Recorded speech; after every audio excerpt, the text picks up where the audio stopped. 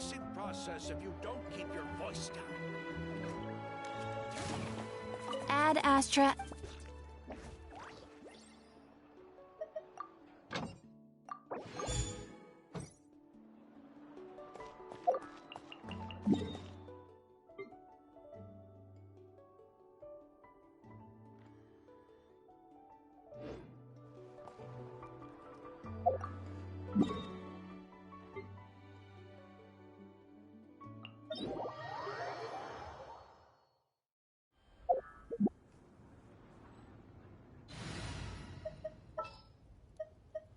Let's investigate this first.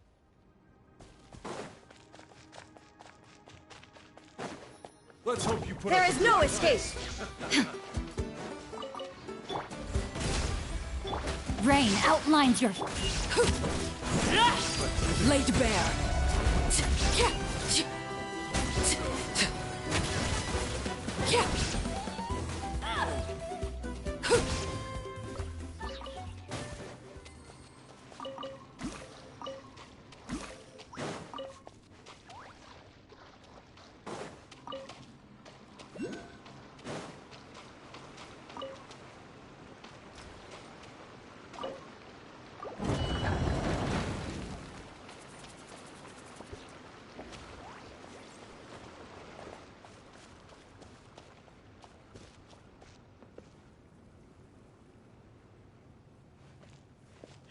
Let's see if you can keep up with me. Illusion shattered! Erase. No, my sword!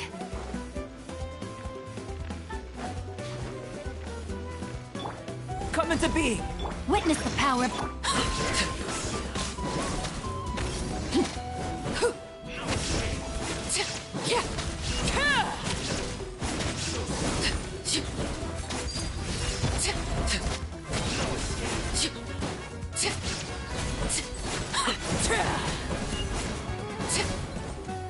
This is where you fall. Shine down!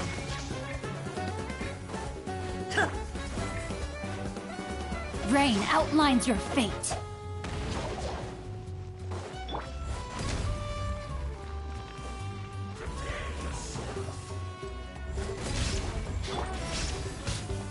Yeah. There is no escape! Change of plans. The hearth! Now extinguished.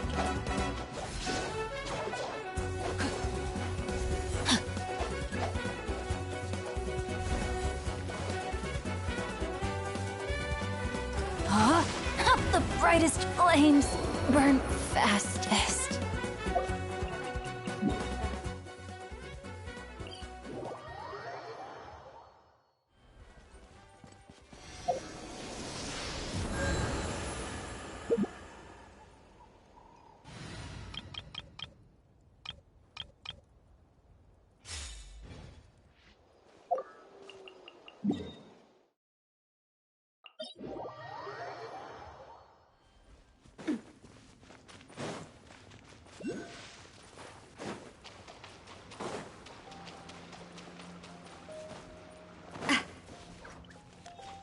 Shine down! Shower me with thread! Let's see if you can keep up. Burst forth. A proper send-off from the Spinaless Ledge.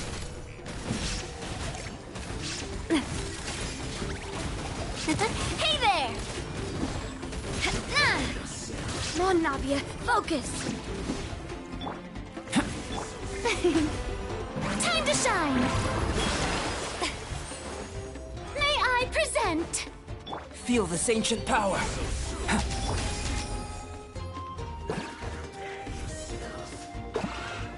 Watch out!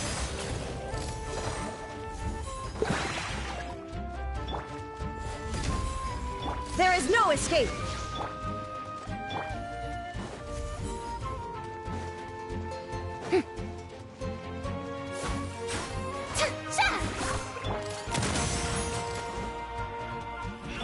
Come into being. Illusion shattered! Hiya! A proper send-off! job.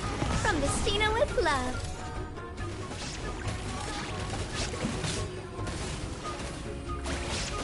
Coming at ya! No! Not me. No.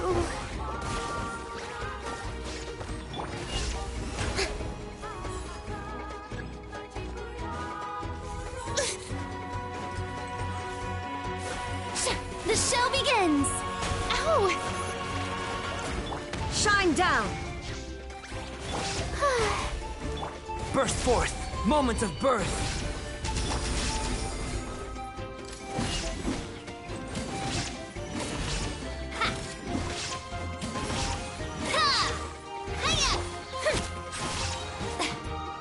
Let the world come alive! Illusion shattered!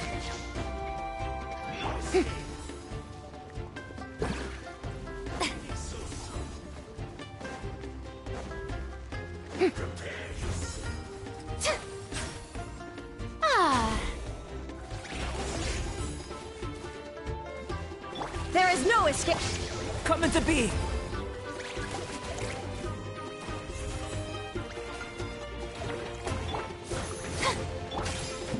Watch out! Illusion shattered! Strike a pose! Live! Ha!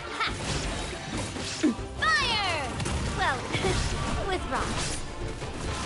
Ah! Coming at ya! Cha! Ah! Ha! Ah! Ah! Coming at... Yes, I'm going home. The show begins! There is no escape!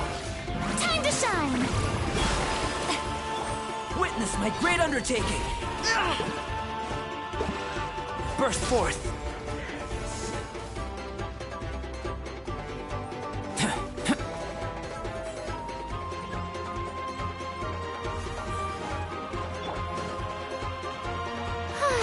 Shower me with praise!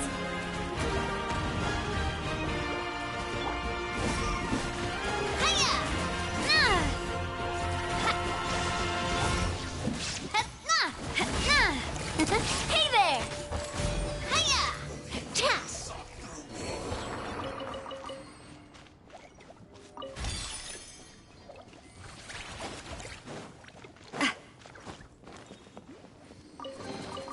Quick, let's pack it up.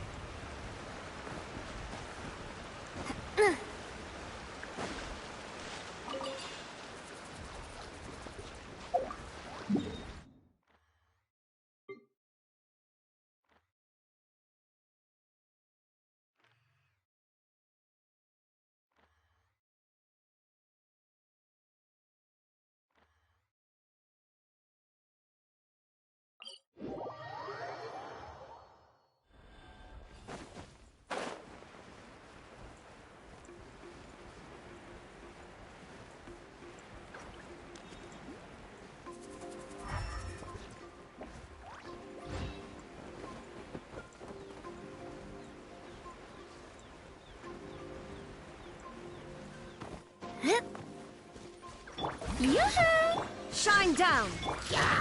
Ooh! Oh!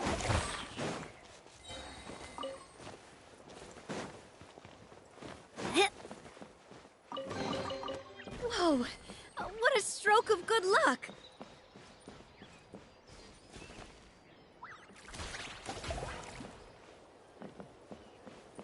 Hup.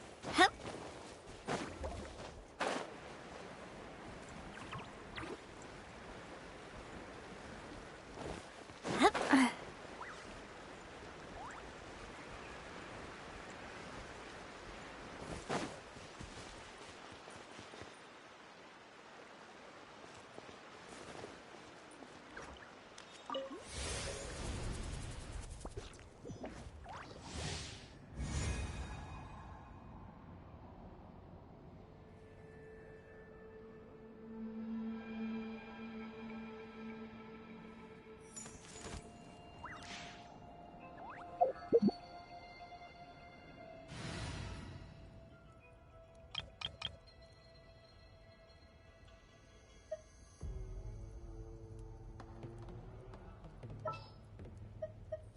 Time to begin work? Live! Illusion shattered. Access denied. This is long overdue.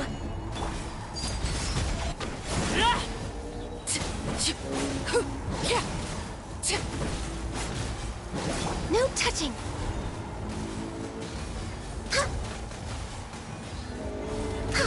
We're way behind schedule.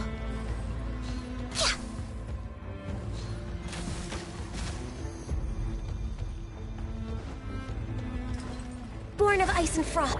Transfixed. There is no escape.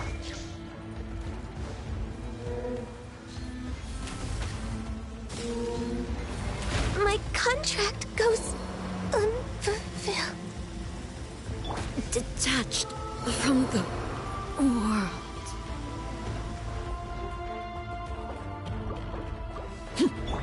Burst forth!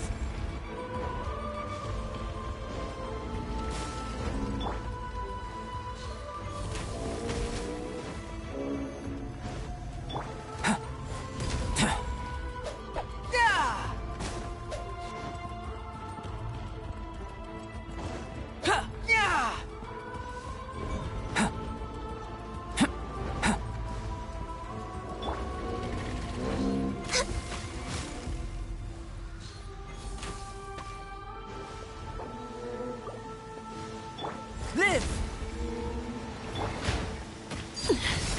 Commendable.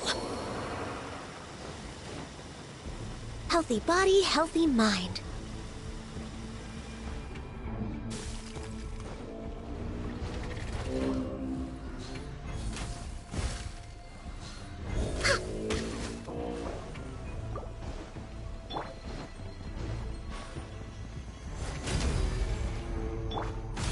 Access denied.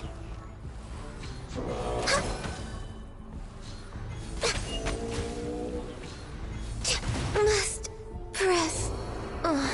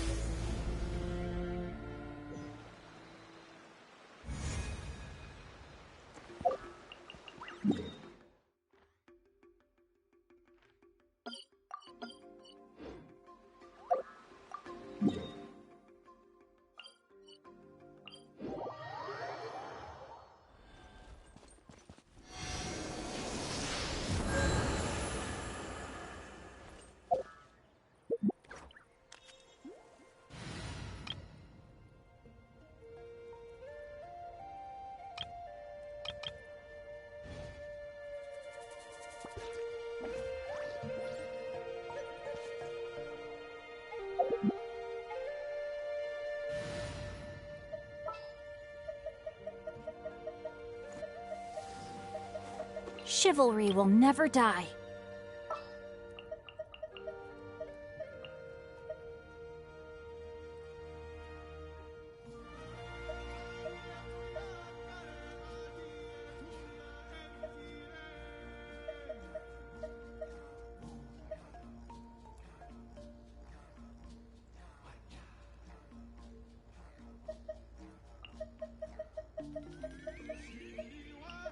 You got a side job for me?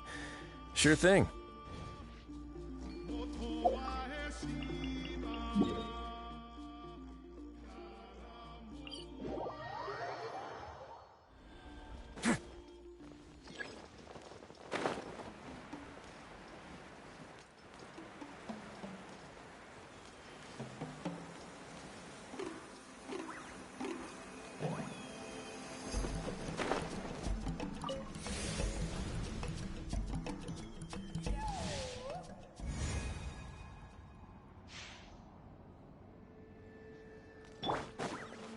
No touching!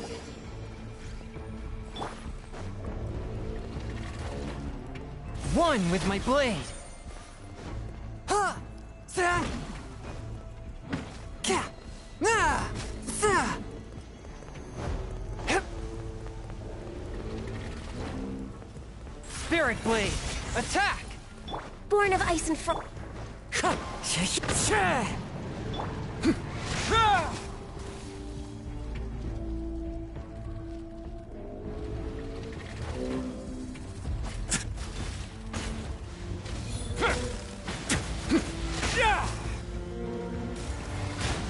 No need to fear.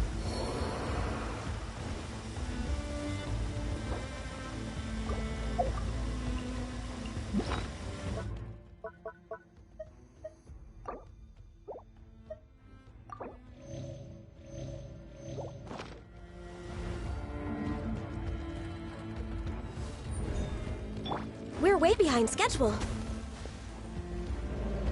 Next on the access denied. Huh? Yeah. Huh. Sa.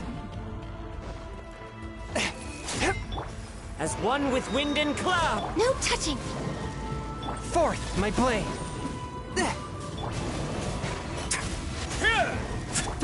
Wind strike. Yeah! Access denied.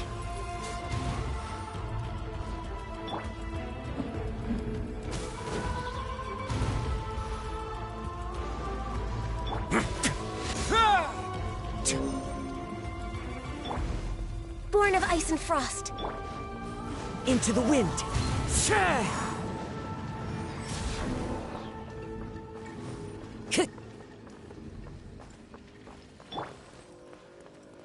Swift and merciful. Huh?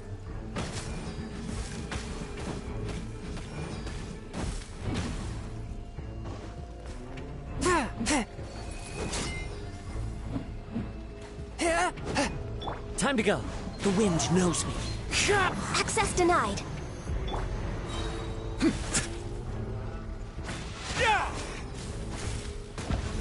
I have no objections. Forth, my blade.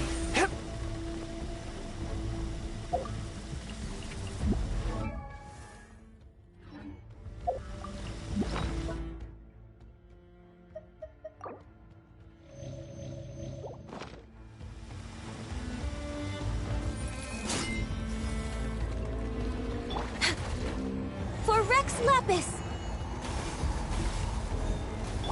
Huh.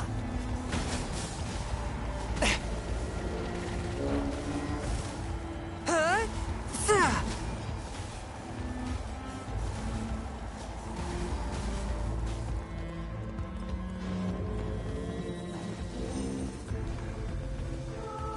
A touch of frost. Born of ice and frost.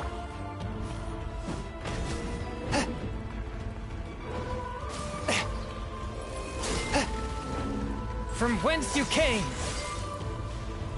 Huh. Yeah. One with nature. No touching! Clouds hide. The birds.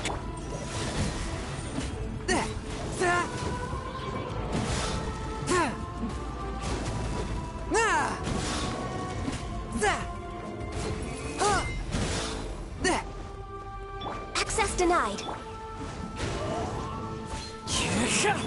Forth, my blade. Spirit blade. Attack!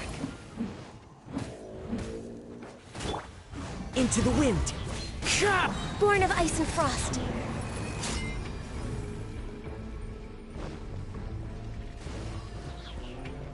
This is long overdue.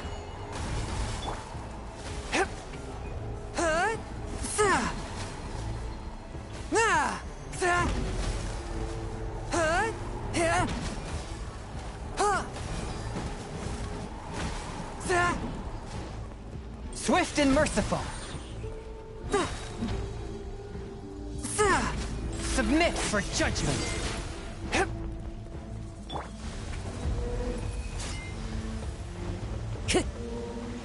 No touching. My contract goes unfulfilled.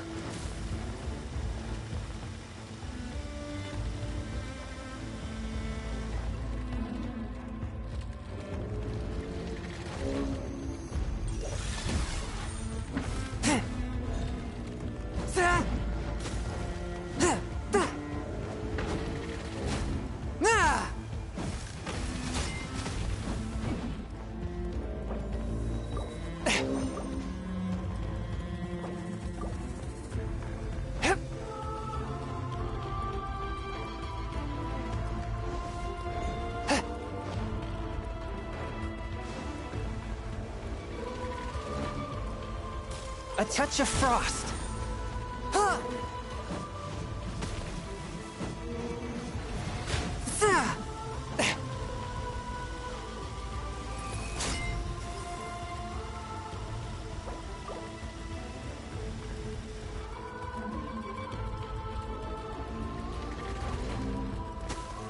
Forth, my blade.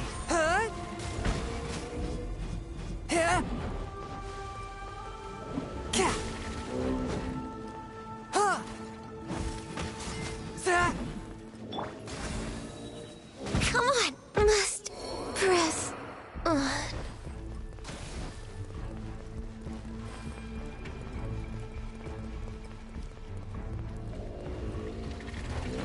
Swift and merciful.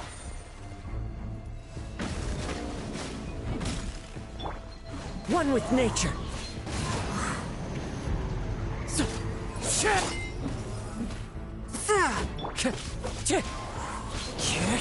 Fallen leaves, adorn my night! One with my blade.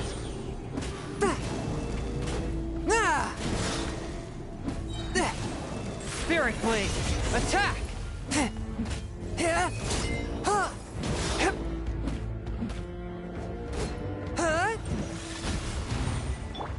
The wind knows me.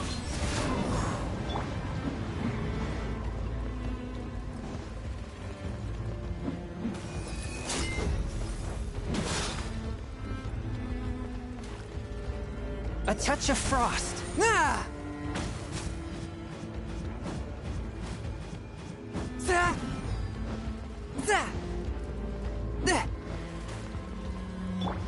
Wind Strider.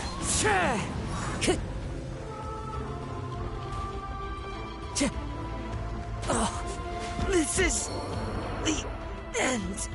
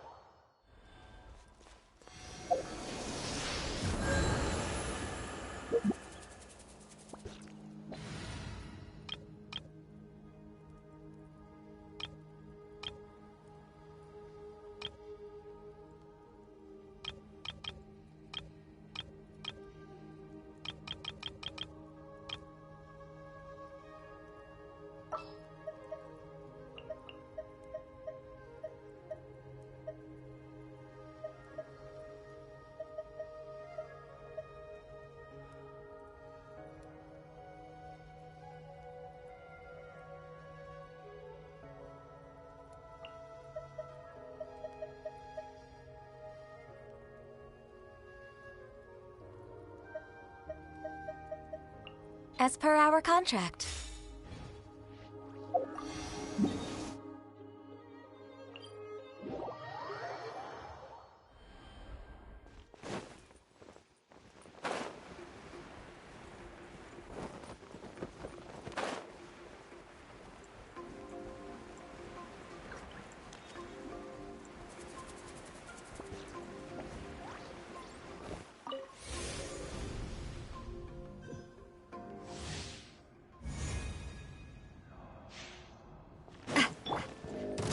Burst forth.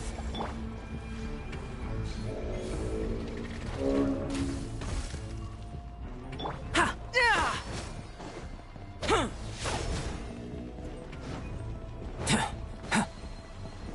Born of ice and frost. Huh? Yeah.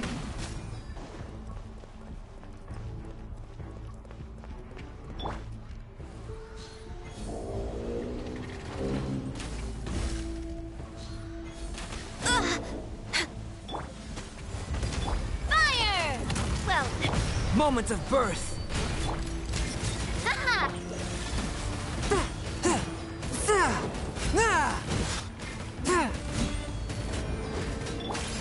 Watch out! Ah! Ha! Cha! Ah! Hey there!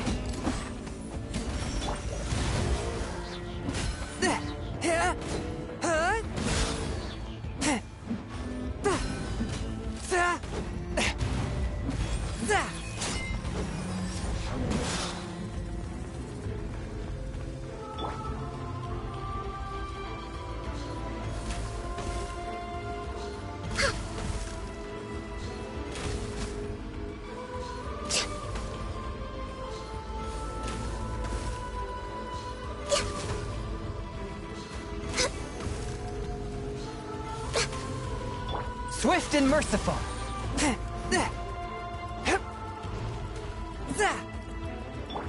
Come into being.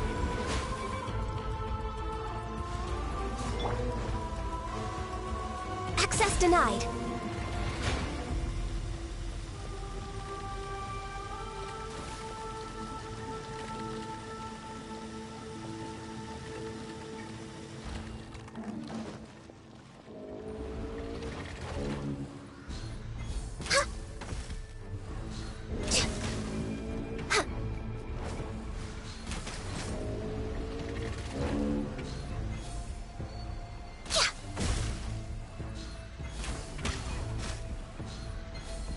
Next on the agenda...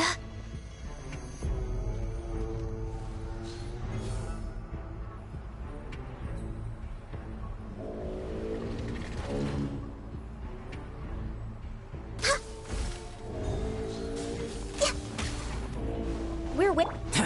Burst forth. Submit for A proper send-off! From the Spinowit? Haha! Coming at ya! Ha! Ha! Ah! Hiya! Ha! Born of ice and frost. Witness my great undertaking. Haha! Coming at ya! Ah!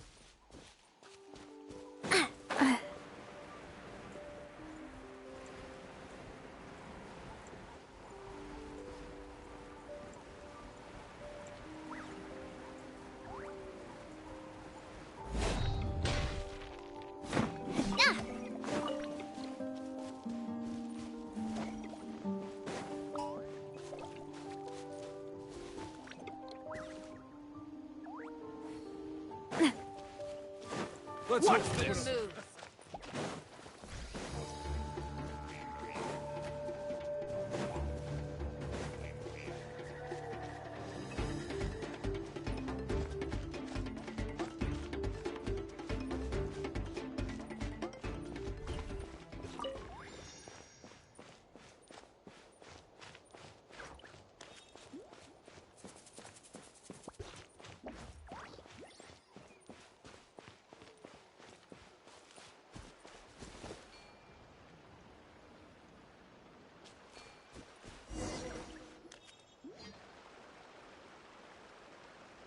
Hi, I'm Huni.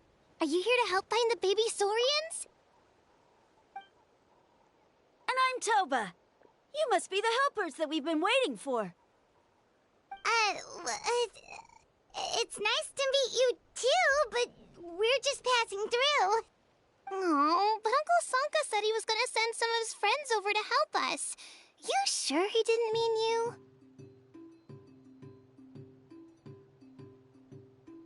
Yeah, sorry. Whatever this is about, it sounds like you've got the wrong end of the stick. Wrong end of the stick? Darn it! We've been tricked, Huni. I should have known that Glasses Guy was a con artist. What are we supposed to do about the baby Saurians now? Time's running out. It's okay, Huni. Don't worry. Why don't you tell us what happened with these baby Saurians, huh? There's been a lot of unrest in the tribe lately, and my dad's Saurian got injured. Her name's Nana, and she has 3 little babies. After what happened to Nana, her babies were so scared that they ran off and hid. I'm really worried about them, so I decided to go look for them. If Nana is your dad's Saurian, why isn't he the one looking for them?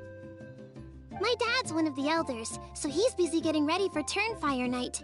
It's a really important ceremony, more important than this, anyway. I'm not supposed to be out here either, but I snuck out without telling him. I didn't think it would take very long, but then that guy we ran into made us tell him loads of stories, and it wasted so much time. Yeah, he was so selfish. He doesn't have a heart.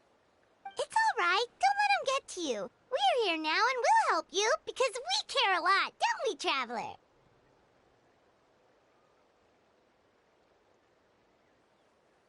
They should be. I already managed to find their tracks, and it seems like they're hiding on the cliff.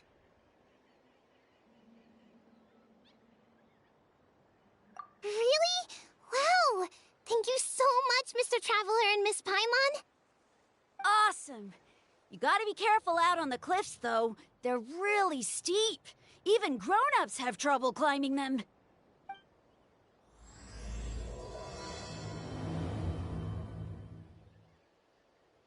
Rooney said the baby Saurians are on the cliff, so let's find a way up.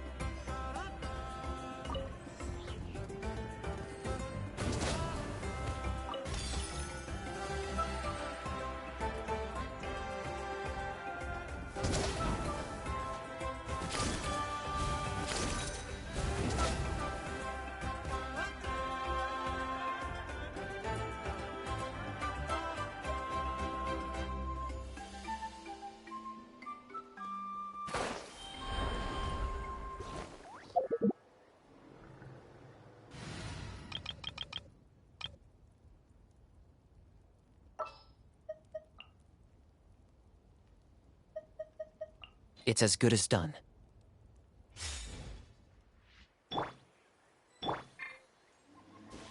Say cheese!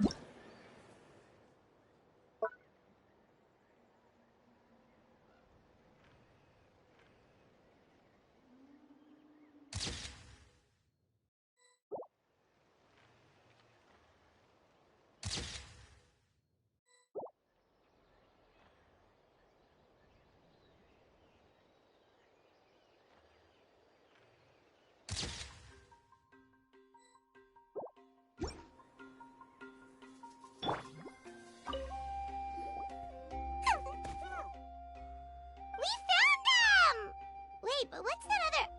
a how? Well, if it isn't the gruesome twosome who wormed their way into our servant circle of friends. Still awestruck from the last time we met? Would that be why you hastily scrambled up here to pay your respects the moment you saw us? I suppose we can't blame you. Such is the spell that our majesty casts on our minions.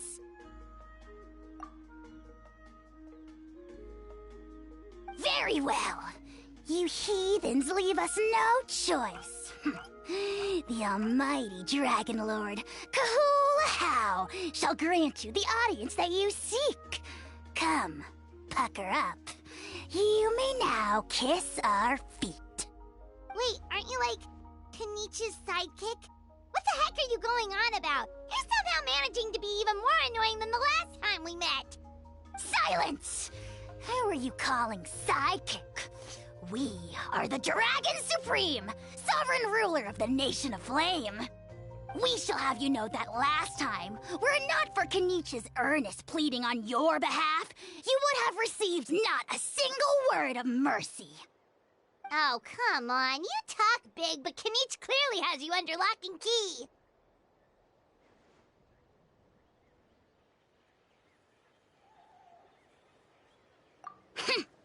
That's more like it.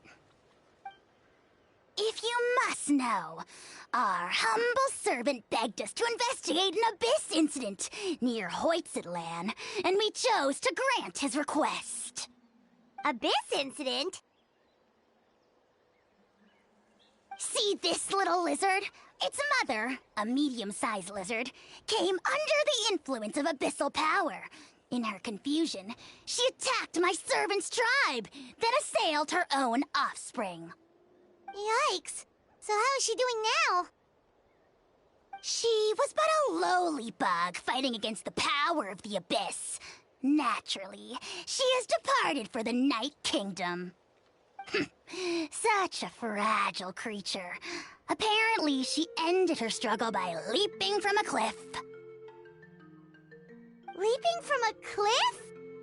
My dear anemic flying ant, as addled with questions as your head may be, please keep them to yourself and wipe that absurd expression off your face.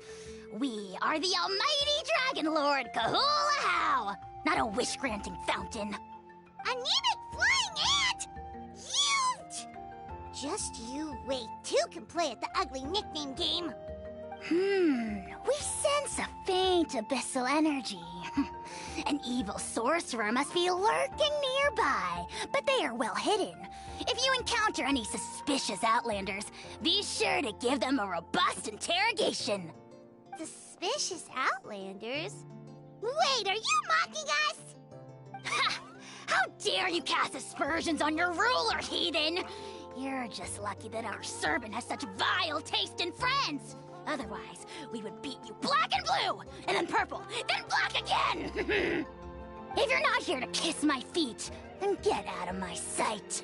Do not impede the work of the almighty Dragon Lord, Kahula. The potty mouth on that guy! I'm on his furious! Still, good to know about the abyss threat, huh? Wasn't expecting that. Let's not get sidetracked.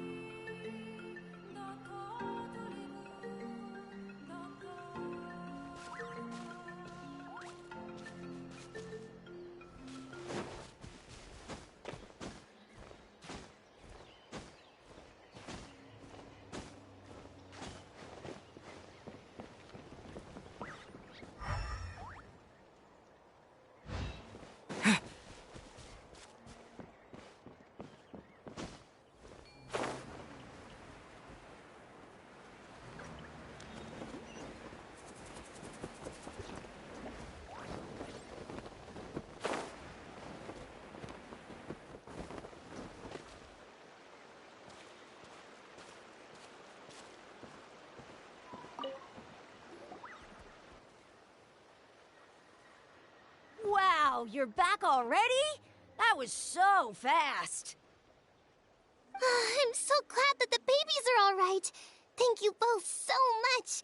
Now we can finally go home and stop worrying about them. You're welcome. Piece of cake!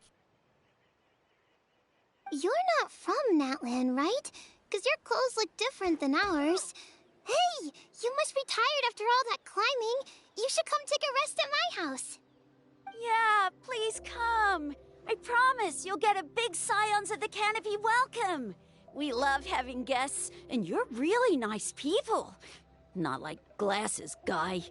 By the sound of it, Glasses Guy wasn't from Natlan either, right?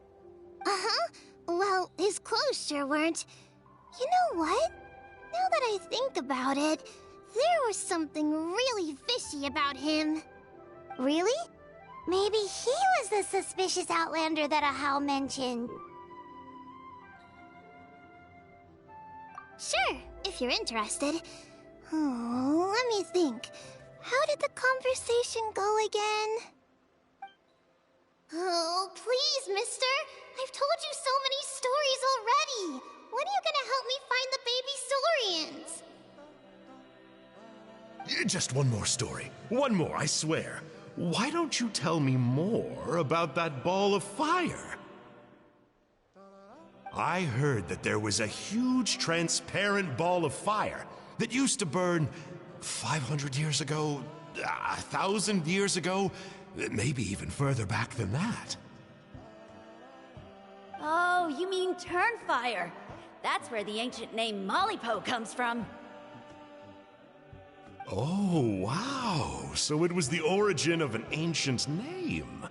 That's impressive. Uh-huh. There's a story behind every ancient name. The legend goes that the Turnfire first appeared in the era of the Grand Alliance. It was used by the tyrant Och Khan to rule over Natlan and oppress anyone who opposed him. Turnfire is different from normal fire. If you get set on fire with it, you'll feel horrible burning pain from behind you, but you won't die from it right away. And whatever you do, you mustn't turn back to look at it. Why? What happens if you turn back? As soon as you turn around, poof! You get burned to a crisp. Well, good golly gee. I mean, it's one thing to singe someone's clothes, but burning people alive? That is a big no-no in my book. Right? How nasty is it to burn someone from behind and not even let them turn around to look? Och Khan really was an evil tyrant. Yes, shocking behavior. Now, let me guess. Eventually, a valiant hero came to save the day? That's usually how these stories go. Good guess, Uncle Glasses. Seems like you really know your stuff. The hero was called Yupanqui. He's the ancestor of our tribe. Yupanqui was friends with Och Khan the Tyrant, and also Shibalanke, the first Pyro Archon. He was working as an ordnance officer for the Grand Alliance at the time. He didn't like how Och Khan was such a cruel tyrant, so he stole the Turnfire and threw it at the Och Khan's army. The soldiers couldn't defend against it, and they all got turned to ash. And that's how our ancestors set our people free. But, just as he was about to leave the city, he thought he heard Huitztlan calling out to him from behind. It caught him off guard, and he turned around to look. But Huitztlan wasn't there. All he saw was a city burned black, an army in ruins, and giant flames reaching up into the sky. A split second later, the flames he saw burst out from inside his eyes and swallowed him up. All it took was a single glance. As soon as he looked back, he was burned to a crisp.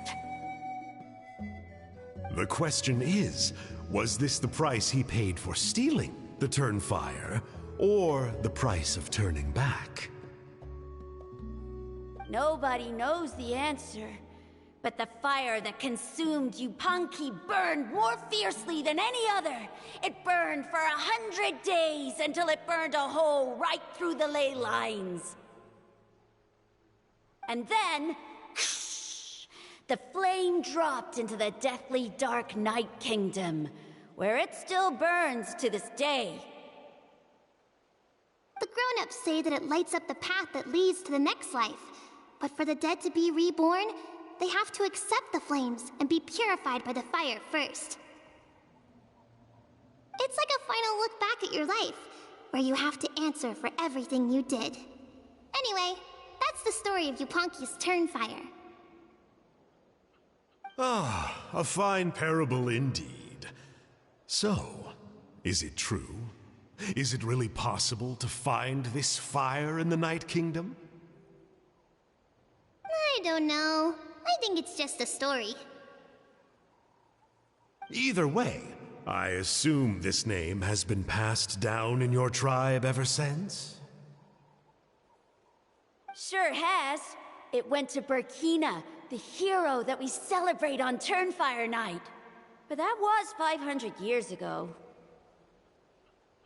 Yeah, and now it belongs to Kinich. So we often call him Malipo Kinich. Kinich, huh? All right, Uncle Glasses, that's enough stories. Now, can you please go find the baby Saurians for us like you promised? I would, but doesn't the legend of the Turnfire teach us not to look back? Let's not go dredging up the past. Tell me more about this Kinich guy. One more story, I swear. Starting now. No? Careful, Toba. You look dangerously close to cursing me out right now. Tut tut. We can't have that. Cursing is for grown-ups only. Uncle, you'd better not be trying to trick us, or the Turnfire will get you when you die.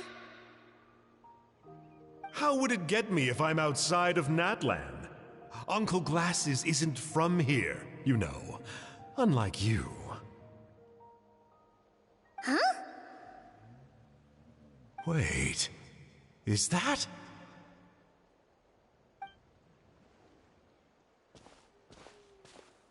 All right, kiddos. I'm a man of my word. 2 of my friends are on their way here, and, yeah, they'll help you out on my behalf.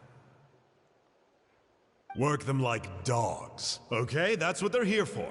Don't go easy on them just for my sake. Really?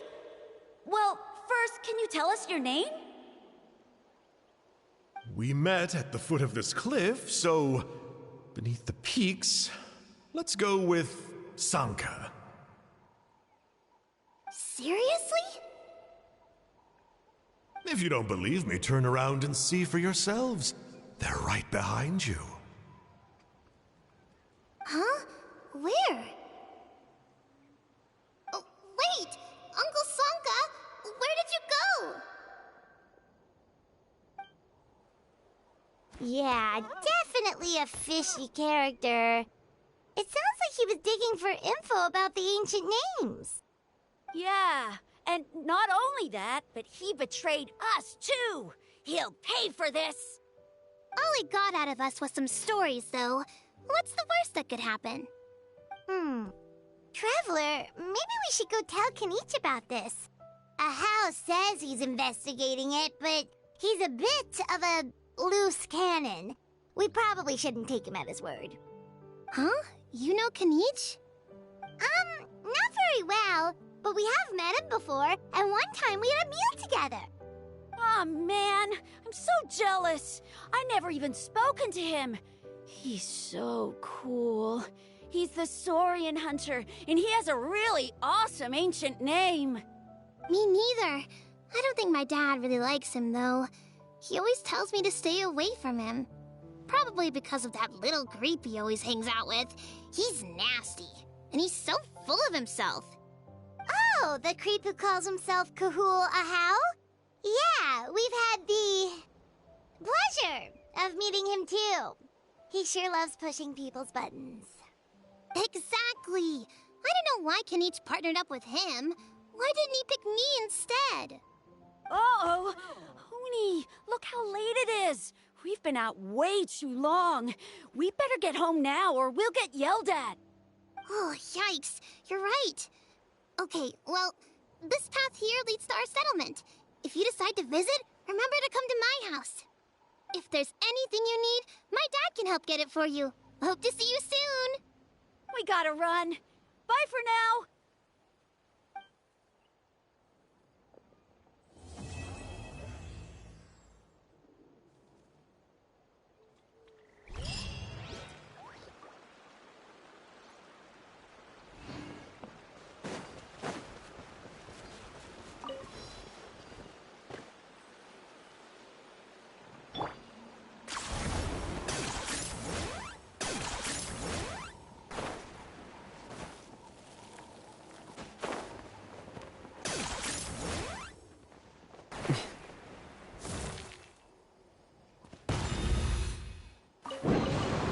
Everything has its use.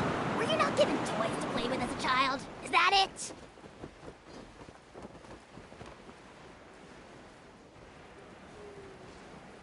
Yeah!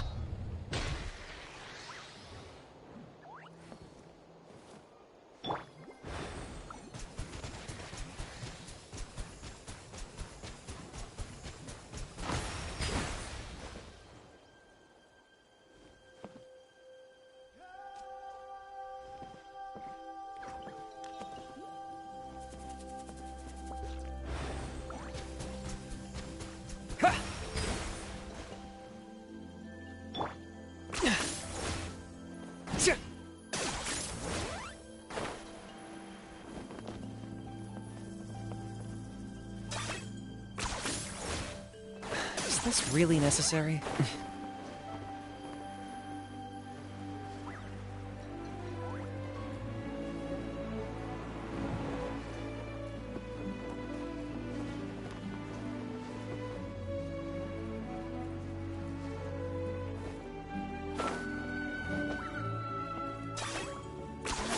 You really are a one-trick pony, you know.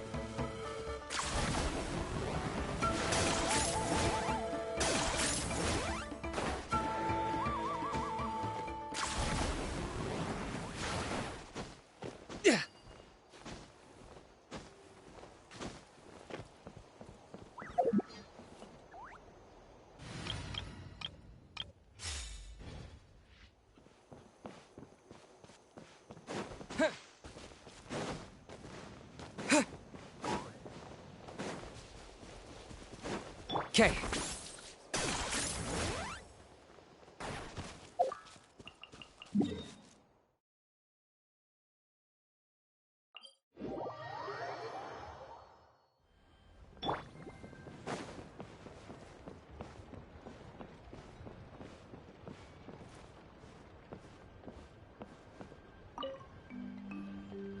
Huni, what were you thinking, going out by yourself?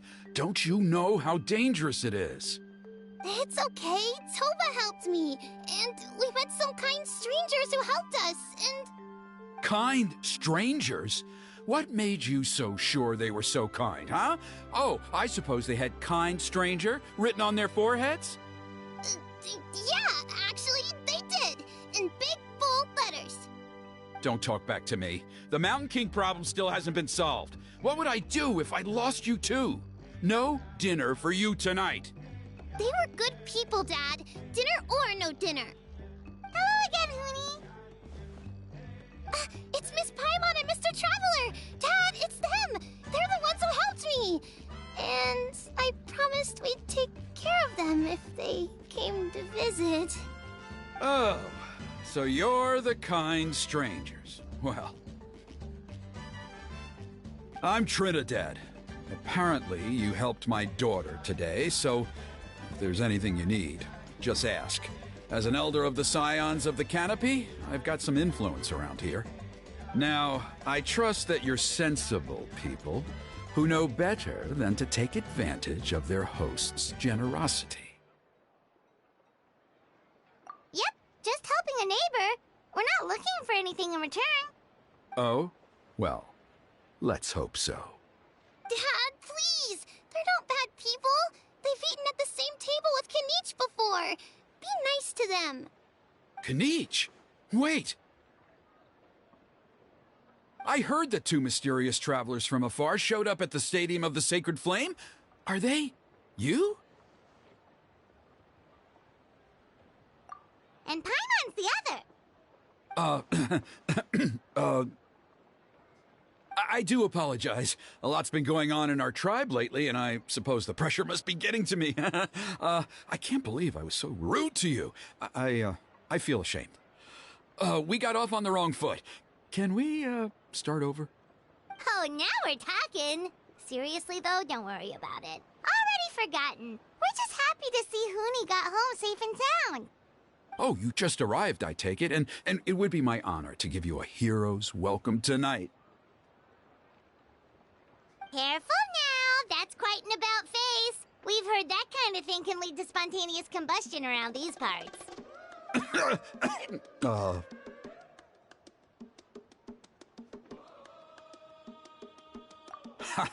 My dear traveler, you are very perceptive indeed. Go inside now, Huni. Dad's got some important business to discuss. Okay, look after Mr. Traveler and Miss Paimon. They're very special guests. Well, we'll hear you out, but we can't make any promises that we'll be able to help.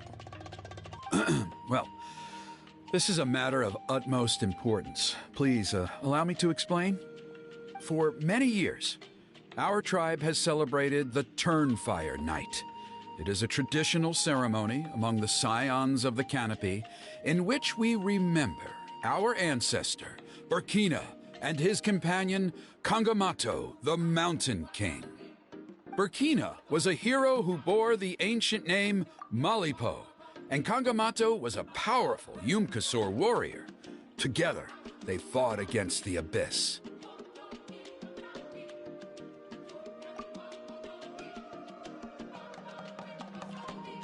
They were victorious, but it came at a great cost. Burkina paid with his life. The Mountain King survived, but was contaminated by the Abyss, and he remains in hibernation to this day. Normally, Yumkasors never live longer than a century. It is possible that the Abyssal Power is responsible for his unnaturally long lifespan.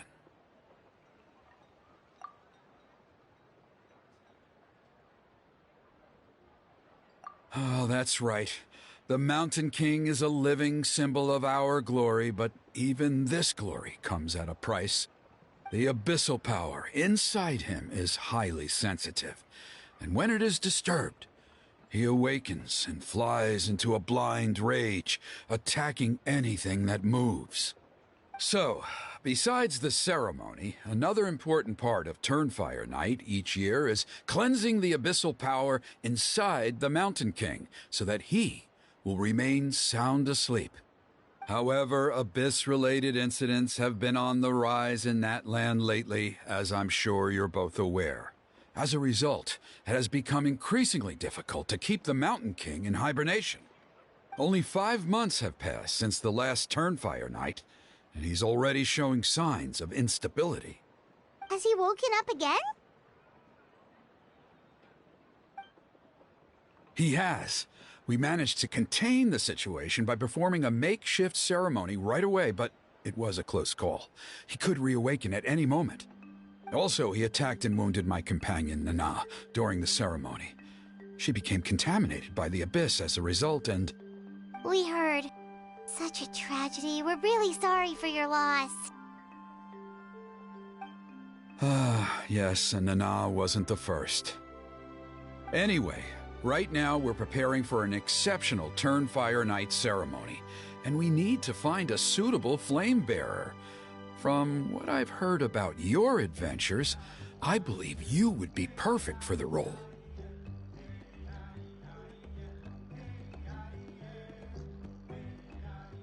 Of course. Plus, he's a bona fide hero who inherited the Malipo name. Oh, you mean Kanich? Yes, he's the one. A hero, worth his weight in gold. And unfortunately for us, he's all too aware of that. No prizes for guessing what he said when I asked him to host a Turnfire Night outside of the annual schedule.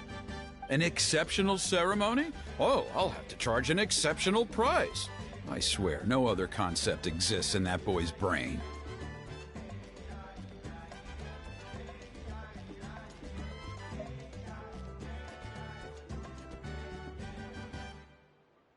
I'm not the one to usually talk about people behind their backs, but I'm convinced the Wyub got hit on the head and took a wrong turn the day it chose to give that ancient name to him. I mean, have you ever heard of a hero whose mantra is, "What's your asking price?" Oh, and don't get me started on that insufferable Ahau he hangs around with. Thinks he's God's gift to mankind. Pompous fool. Yeah, Paimon has to agree on that last part.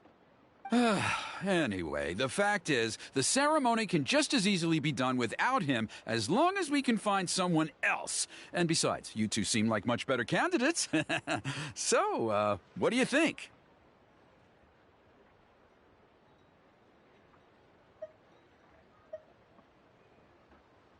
Well, there's only a few days left before the ceremony. We can't afford to waste what little time we have on negotiating with him. No, I much prefer if you would consider taking his place. Wonderful! I can't thank you enough. Huni was right about you. You have kindness in your hearts. Come with me to the other side of the mountain. I'll bring you up to speed on each step of the ceremony. As experienced warriors, I'm sure you'll pick it up in no time.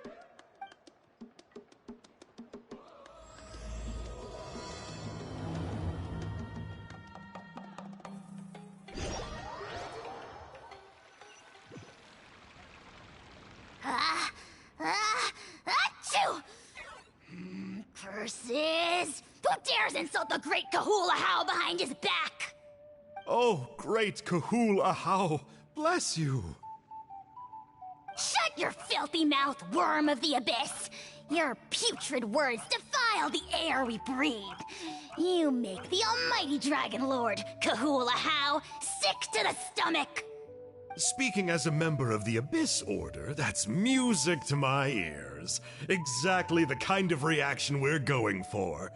But on a personal level, I gotta say, it's pretty hurtful.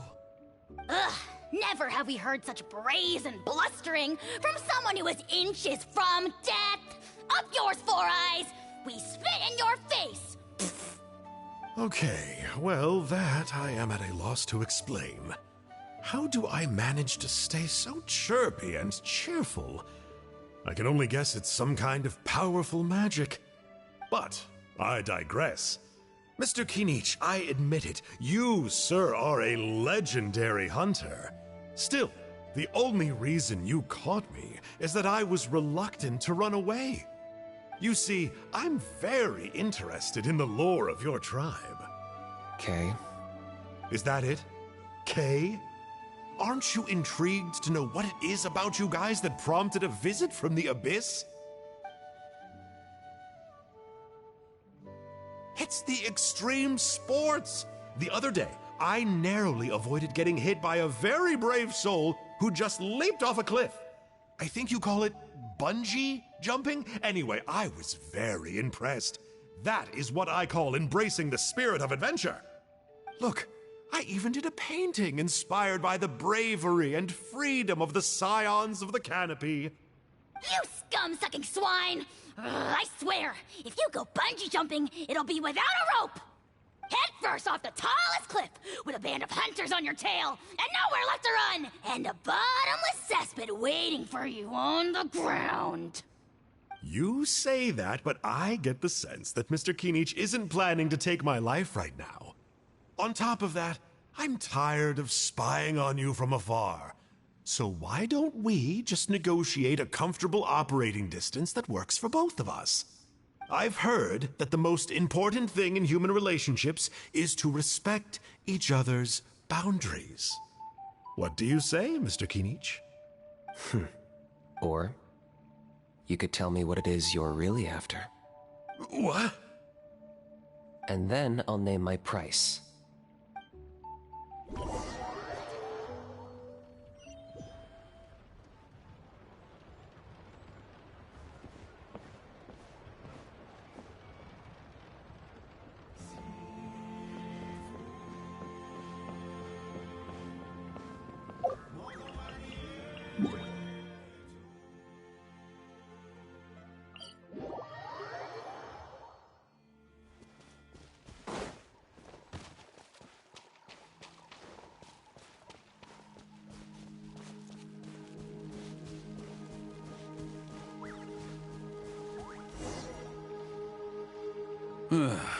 The Abyss contamination is back.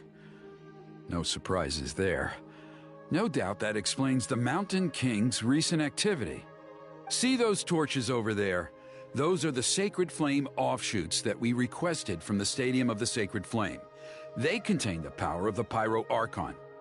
Are you saying that the Sacred Flame and the Turnfire are the same thing? Well, for ceremonial purposes, at least. Sending someone to the Night Kingdom to retrieve the legendary Turnfire isn't exactly an option. More to the point, though, the Sacred Flame is able to burn away abyssal filth, so that's why we use it in the ceremony.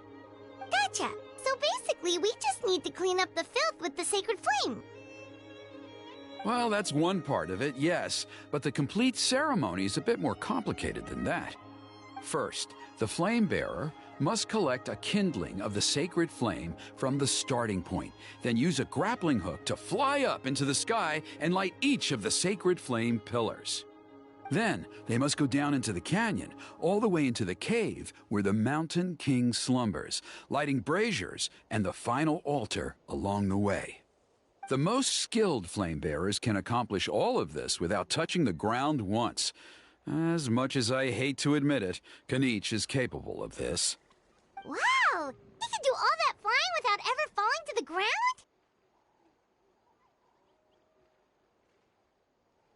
Well, of course Paimon can. It'd be much harder for you guys. Well, don't worry. It's not a requirement of the ceremony. You're allowed to touch the ground. The only thing you're not allowed to do is turn back. The flame bearer must always keep moving forward. You can't skip a pillar, then come back to it after lighting the next one. To do so would be to disrespect our ancestors. So, what actually happens if you do turn back? Surely the fires don't just go out. If you're not careful, you might get burned. What about today then? Does the same rule apply? Oh no, Don't worry. Today is just a practice. The order doesn't matter. You just need to take the sacred flame, cleanse the filth, then go light all the braziers. Are you ready? I'll repeat all the key points again. Gather the kindling, cleanse the filth, and light all the braziers. I'll wait for you.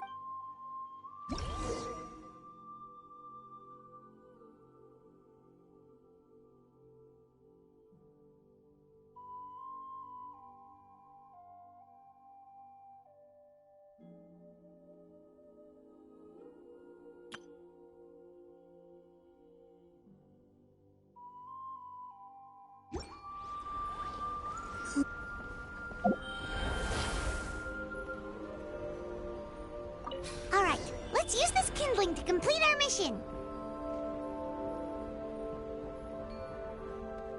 There's abyssal filth over there. Let's burn it away with the sacred flame.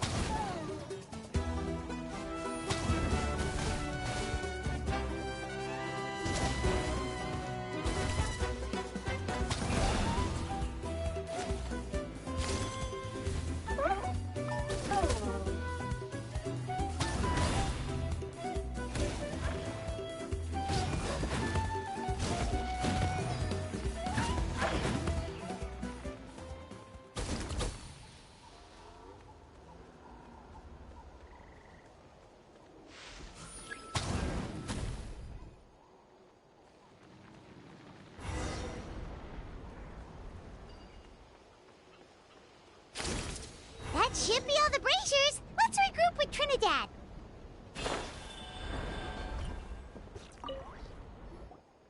I knew I was right about you. You have outperformed all of the other previous candidates. If there was an ancient name for outstanding flame bearers, I'm sure the Wyab would consider you for the honor. Yeah, although it would probably take Paimon quite a bit longer. All right, now there's still a few days left until the ceremony, and I should probably get back so I can inform the chief and the other elders that I have found the flame bearer we need. Oh, you mean they've still got to sign off on it? Some of them are still hoping we can come to an agreement with Kinich, but that's only because they haven't seen you in action. Still, I'm the one responsible for securing a flame bearer, and my recommendation is you. Just for Paimon's own peace of mind, are you sure it's not going to be a problem having Outlanders take on such an important role in your ceremony? See that place over there? There was a time, long before the age of Burkina and the Mountain King, when we, Scions of the Canopy, called that our home. After a period of upheaval, our ancestors were forced to move away. Now, it has become a place where our youths go to develop courage and kindle a spirit of adventure. If we fail to keep the threat posed by the Mountain King at bay, it might not be long before we have to move again and find a new home. So, to answer your question, I think everyone will agree that you are the right choice. Fair enough. Desperate times call for desperate measures. I'll need you to drop by my place at some point before the ceremony, if that's all right. There are still a few final details that we need to discuss. Okay, see you later then. You have my gratitude. We've helped out with a lot of other local festivals before, but this one feels a little different. Anyway, let's take a break before heading back to Trinidad's place.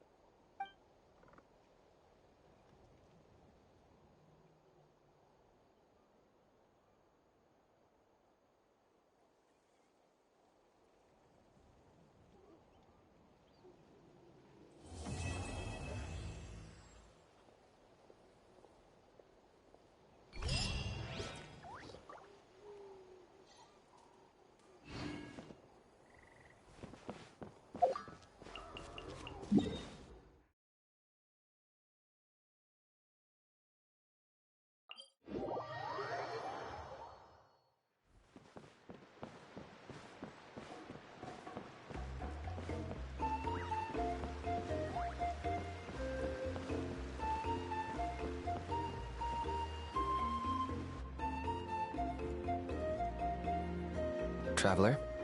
Paimon? Kanich! Fancy meeting you here! We've actually been looking for you.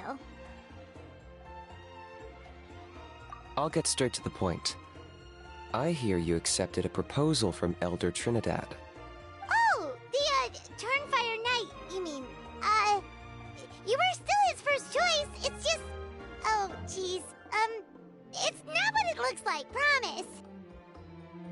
Chill, it's cool. I only mention it because there's something you should know. And I suspect Elder Trinidad hasn't been completely forthcoming with you. His true intention is to resolve the Mountain King problem once and for all. Once and for all? You mean this'll be the last Turnfire Knight ever? That's right. He wants to use you to send the Mountain King to the Night Kingdom. To the Night Kingdom? You mean... To his death. Whoa! Are you serious right now? You shouldn't go blurting out accusations like that. It could get you in trouble. Too blunt? Okay. I'll phrase it more gently. There is potentially a possibility that Elder Trinidad may be hoping that during the course of the ceremony, you kill the Mountain King dead. But that's ridiculous! He told us the Mountain King is a living symbol of your tribe's glory! And that glory comes at a price. Oh, that's right. The Mountain King is a living symbol of our glory, but even this glory comes at a price. Ah, yes, and Nana wasn't the first.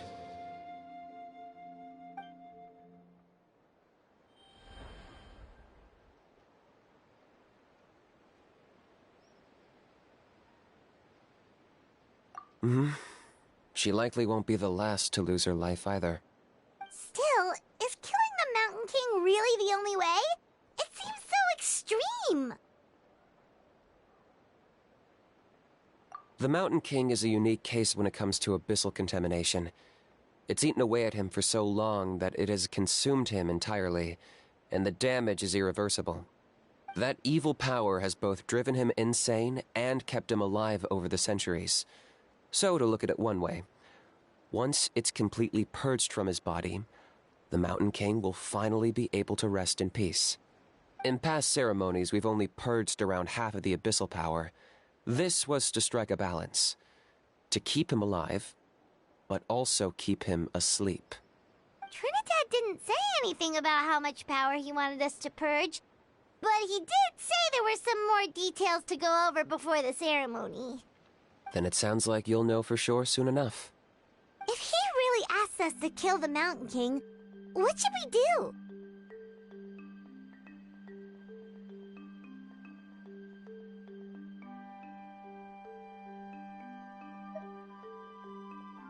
I know this must come as quite a shock, so I suggest you act like you didn't hear anything for now. But would you have time to visit the chief after your meeting with Elder Trinidad? I'd like to make a deal with you. What kind of deal? One that comes at a very reasonable price. I'm sure you have plenty of other questions, but we can talk more later. Good. See you soon.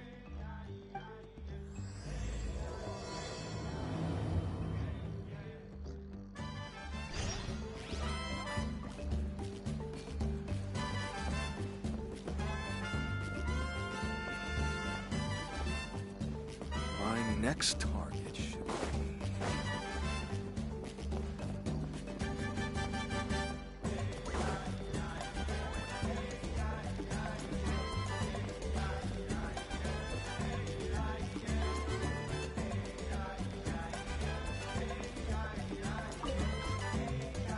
Ah, mighty Outlanders, you have returned. Did you have a good rest? It was, pretty good, yeah. Glad to hear it. Things are progressing very smoothly on my end. Many of the elders have heard of your heroic deeds, including the chief. They all speak very favorably of you. There are still those who insist that the ceremony should be performed by the bearer of the Malipo name. But they're just stuck in the past. We need to move with the times. Plus, Kanish doesn't want to do it anyway. Exactly. So, now, it's time for us to discuss the finer details of the ceremony. We covered the fire lighting part of the proceedings yesterday. The next part is the purification of the Mountain King. It's quite simple. You just need to use the sacred flame. We've done it plenty of times before, and it's always very routine. I'm sure you won't have any problems. One point I'd like to stress, though, is that you need to burn away as much of the abyssal energy as you possibly can. The more we dispel, the longer the Mountain King will remain asleep. Asleep, huh? Precisely. In previous years, the Flame Bearer has often been unable to dispel a sufficient amount of abyssal energy.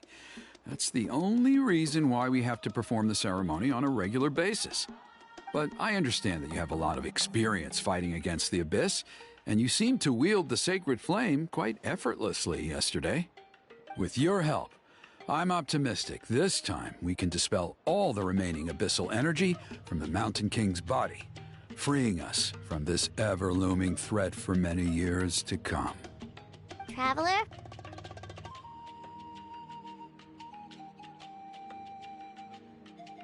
So this doesn't faze you at all, huh? You clearly have a lot of confidence in yourself. If that's all you really need to know, the ceremony's in 3 days. I'll come and fetch you when we're ready. In the meantime, feel free to take a look around our settlement. It would mean a lot to the elders if you got to know some of our people. And if you wouldn't mind helping them out with a few errands here and there, that would be even better. So now we have extra errands to run? Maybe we should add a little extra to the price. Just a humble suggestion, that's all. It will help you gain the respect of our people, and as a mighty hero, I truly believe that's what you deserve. I'll be sticking around for the next few days, so if you have any questions, you know where to find me. Seems like Kanish was right. We should go meet up with him right away.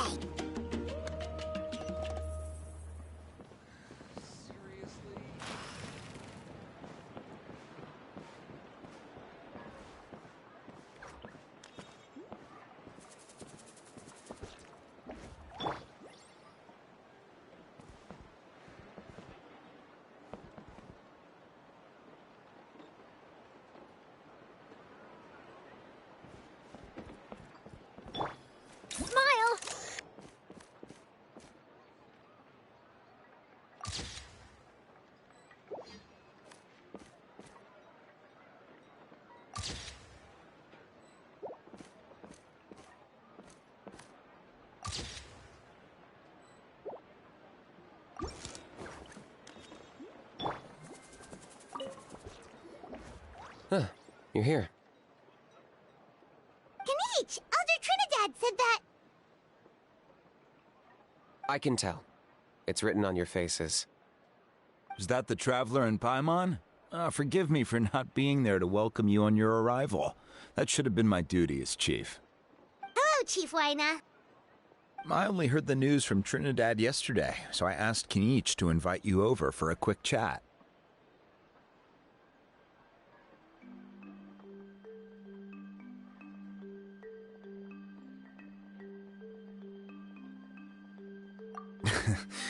I believe Kanish has already filled you in, so I'll get straight to the point. Firstly, I fully endorse your appointment as flame bearers for the upcoming Turnfire Night. However, I would like to request that you take steps to ensure the Mountain King's safety. Every child of our tribe grows up hearing the tales of our heroes, from Yupanqui the Firebringer to Burkina and the Mountain King who fought against the Abyss. This is our history and our heritage, the source of our pride and the center of our faith. To kill the Mountain King would be to destroy our spirit. I would never be able to face our ancestors in the Night Kingdom. Nana's death was a great tragedy, and I do not blame Trinidad for the actions he has taken. Nevertheless, I cannot allow any harm to come to the Mountain King. The very roots of our identity are at stake. My honored guests, please give this matter your serious consideration. Perhaps there is, but despite all our attempts to contain the situation over the years, we've not found it. Right now, I should like to hear where you stand on this matter.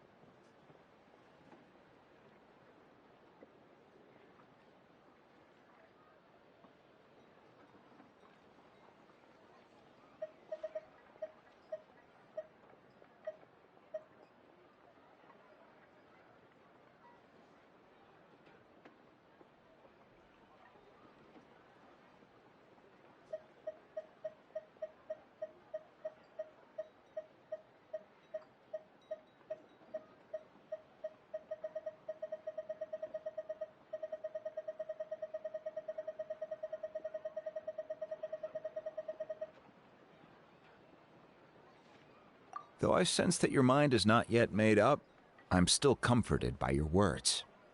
There are 3 days left before the ceremony. I hope they will bring you clarity.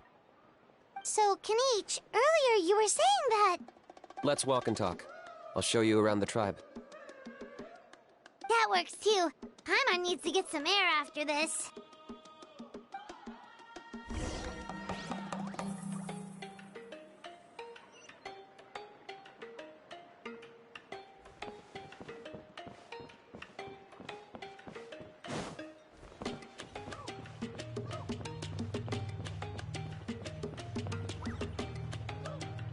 Kanichi, Paimon finally understands why you turned Trinidad down.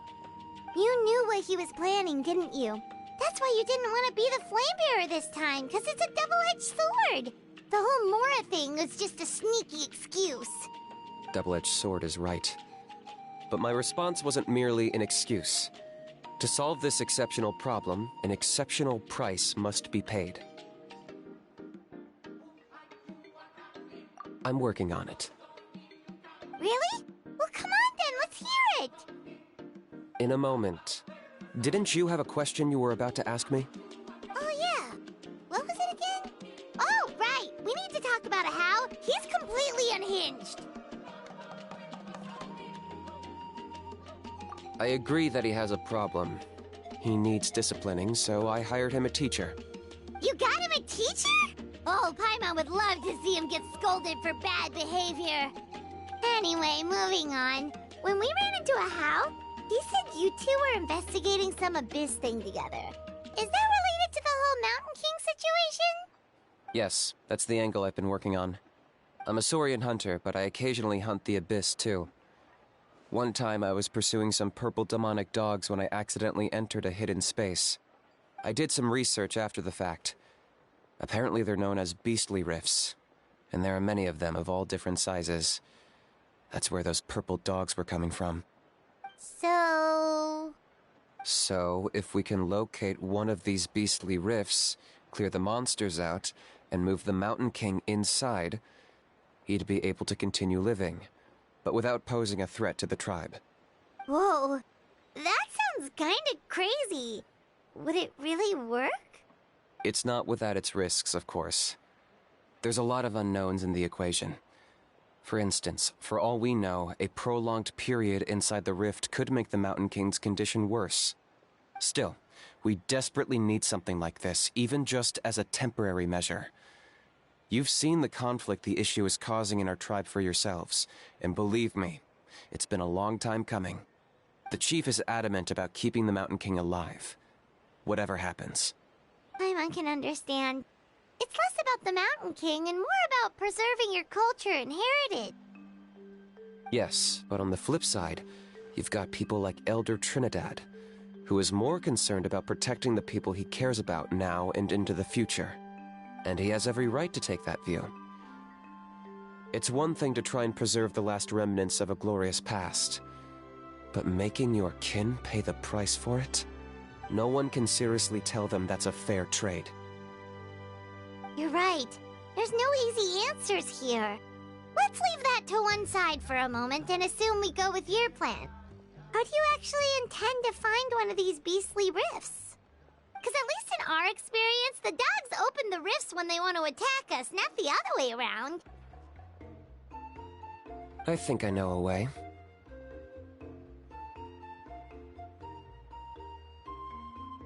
You have any better ideas? Not at the moment, but it just feels like using the power of the Abyss for our own ends isn't gonna end well. After all, the Abyss is what turned the Mountain King into a monster in the first place. People are gonna think you've lost your marbles. If it doesn't end well, then that's the price we pay. Everything in the world comes at a price. Even when Yupanqui, the Firebringer, stole the Turnfire, it cost him dearly. The Mountain King's erratic outbursts have brought tensions within the tribe to a boiling point. Unless this gets resolved quickly, everyone will be stuck in a stalemate. Alright, so what's this deal you wanted to make with us? We're hardly experts on exploiting abyssal power. All I need you to do is keep people away from me. I'm getting harassed on a daily basis by people trying to convince me to be the flame bearer. I can't afford to waste all my energy dealing with them. If you help me out, there'll be a gift for you in return. Ooh, what kind of gift? Something well worth your while, I'd say.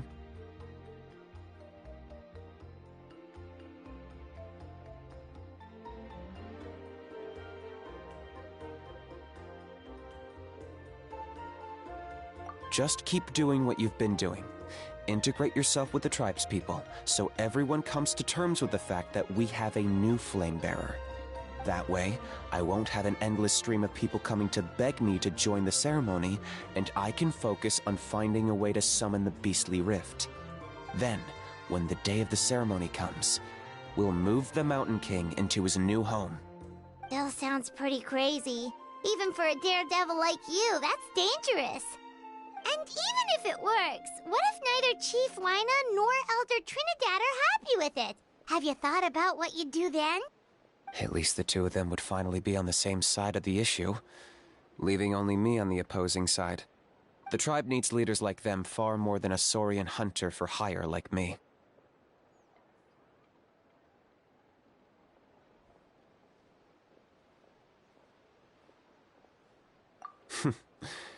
Can I take that to mean that we have a deal? For sure. And who knows, maybe we'll come up with an even better solution to all of this in the next couple of days. Great. Well, for the next couple of days, please spend some time among the tribe and lend a hand wherever you can. I'm sure everyone will be swept off their feet when they meet our new flame bearer. Good luck to us both.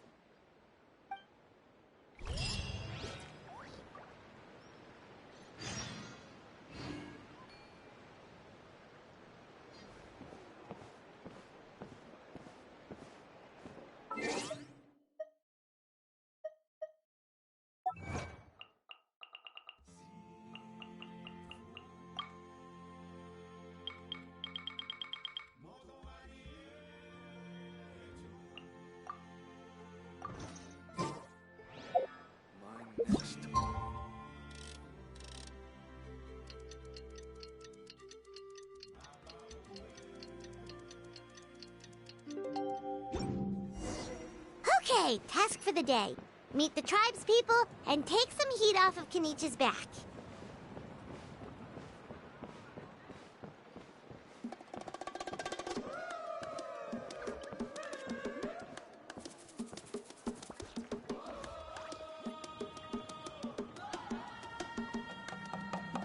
Hoonie, how can you call the Mountain King a monster? Because he hurt a lot of people, and look what happened to Nana. But it wasn't on purpose. The Mountain King is sick, that's all. He's been hurt by the Abyss. That's true, but the fact remains that he's now a threat to all of us. How can you be so harsh to someone who's sick? If you don't take back what you just said, I don't know if we can carry on being friends. Toba, Hoonie, what's wrong? Hoonie's saying nasty things about the Mountain King. It's not right. He's our hero. Once upon a time, maybe, but not anymore.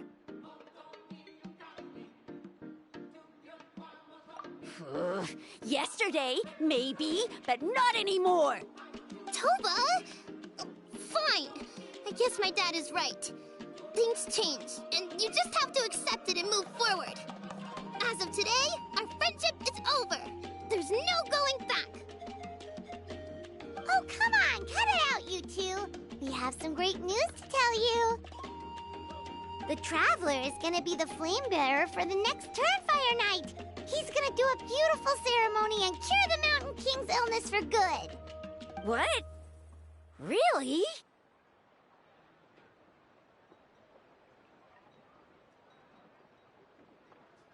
So that's what my dad wanted to talk to you about? To be fair, from what we saw the other day, you are pretty good at climbing cliffs. Probably just as good as Kanich. Wait, speaking of Kanich, where even is that guy? Oh yeah, good question.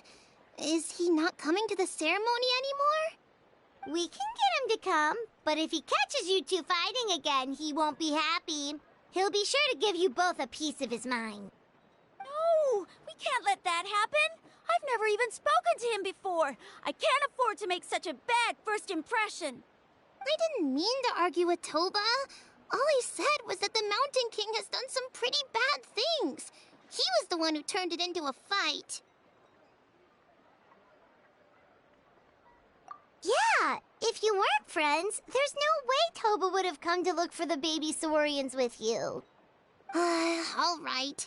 Well, because it's the Traveler and Paimon and Kanich, I'm sorry, Toba.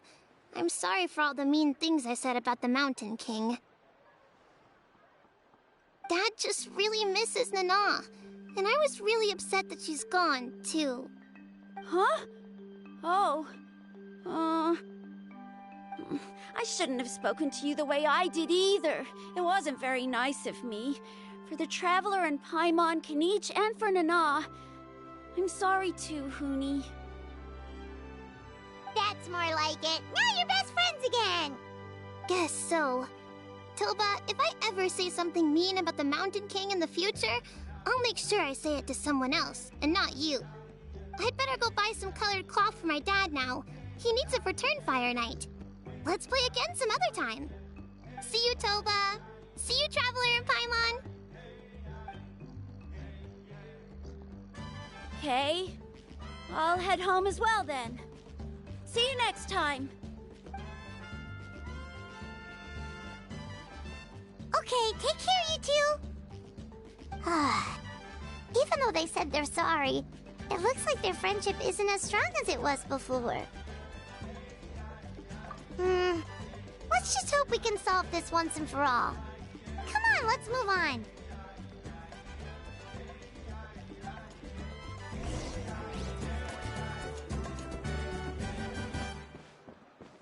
Huh? What's going on over there? Let's take a look.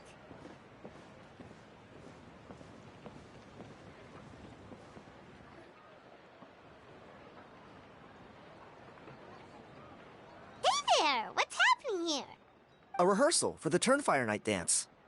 Ooh, there's a dance involved? Paimon wants to learn too! You don't know it? Ah, I guess you're not from these parts, huh? It's rare to see a new face around the tribe these days. I thought everyone would be keeping away. Why do you say that? Because of the Turnfire Night, of course. The Mountain King could wake up at any time. That's why we're holding an emergency ceremony. This isn't one of those fun and games festivals. For outsiders, it might even be a little dangerous. Well, Did you know that the flame bearer this time is actually gonna be an outsider? Oh, I did hear about that. It's a first for sure. I would have loved to meet them in person. What? Oh, it's you? Man, oh man. Well, this is a nice surprise. It's funny, I was just thinking that I'll probably miss out on meeting the new Flamebearer since I'm not taking part this time around. Then suddenly, there you are. Must be my lucky day. You're not taking part in the Turnfire Night? How come? You're not an outsider too, are you? You must be joking. Watch this.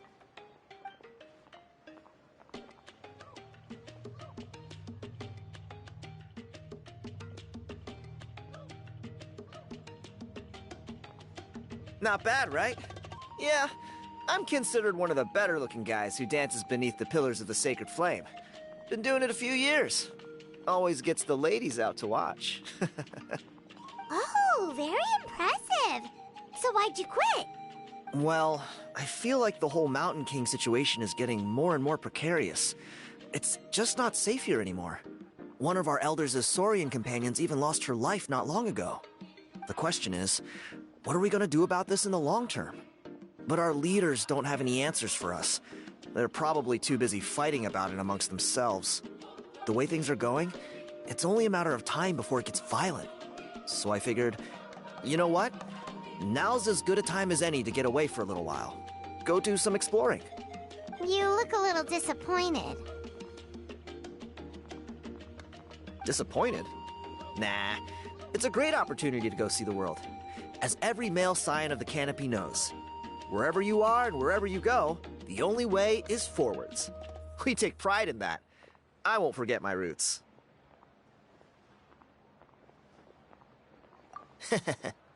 I managed to get in touch with the Saurian Relics Association. They gave me a simple test. Find a decent quality relic, and they'll make me a member. What's the Saurian Relics Association? You've never heard of it? It's a group of amateur history enthusiasts who do research on the ancient Saurian era. They're all about collecting relics and remnants from that age. Speaking of which, the guy who was Flamebearer before you, I've heard that his Saurian buddy comes from that time. A how? A how's a relic from an ancient Saurian civilization? Oh, yeah, him. So you know those two already, huh? Then do you know how they met? It was deep inside some mysterious ruin, and they signed a contract there. The association folks say that the kind of contract usually comes with a huge hidden cost. Really? That sounds ominous. Who knows? But if it's true, Kanich can probably handle it. He knows what he's doing with weighing up contracts and costs and stuff. I doubt he'd make a contract that doesn't benefit him. Strangely enough, I actually happened upon a strange mural a while back, and it looked to me like it was depicting a Saurian and a human involved in some kind of Saurian-era contract ritual. Oh, does that count as a relic then? You bet it does. I was all ready to go take a picture of it and use that as my entry ticket to the association. But after all the abyssal activity recently, I heard that area's been overrun by monsters. The best laid plans, huh? I'll just have to wait and see if things improve. Or... you look like you know your way around a fight. I don't suppose there's any chance you'd be able to help? If all you need to get is a picture, that should be pretty achievable, right? The Traveler deals with monsters all the time. It's a piece of cake. Wait, you're seriously gonna help me out? Come on, it's no big deal. Compared to some of the things we've been roped into before, this is nothing. Pyro Archon above, you two have hearts of gold, you know that? You're the kind of people who could dive into the Turnfire deep in the bowels of the Night Kingdom, and it wouldn't burn a single hair off your head.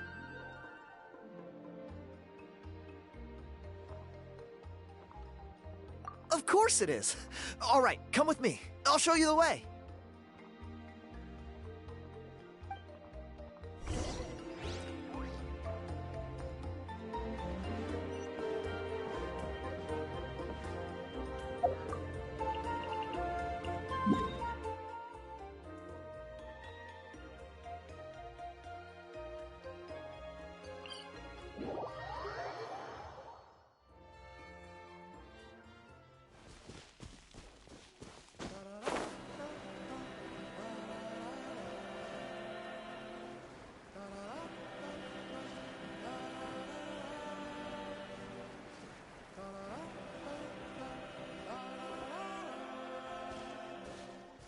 There it is.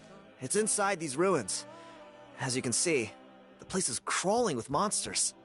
Alrighty then. Stay back and take cover, Tiago. This could get dangerous. We'll take care of him. Great minds think alike. I'm not about to cramp your style.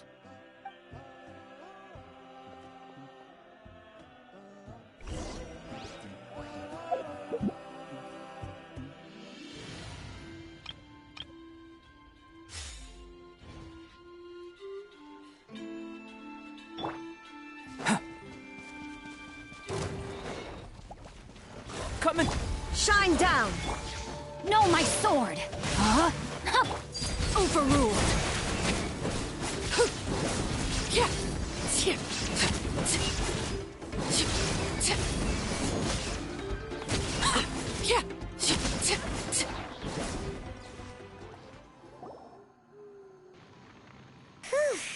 That should be the last of them. It's a good thing Tiago had the sense to stay in his hiding place, or things could have gotten really hairy for him. Hey, look! That's gotta be it, right?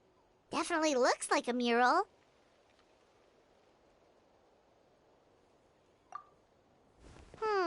True. Now that you mention it, most ancient murals take up a whole huge wall. This looks more like someone with a paintbrush got bored and started doodling. It does match the story he told us, though. There's a Saurian and a human. So, is that supposed to be what an ancient contract ritual looked like?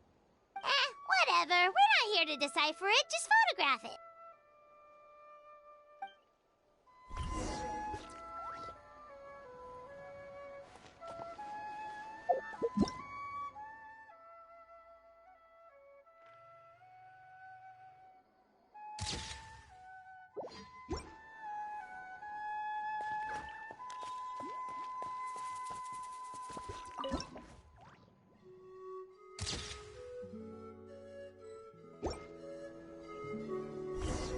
That's a wrap. Let's take it back to Tiago.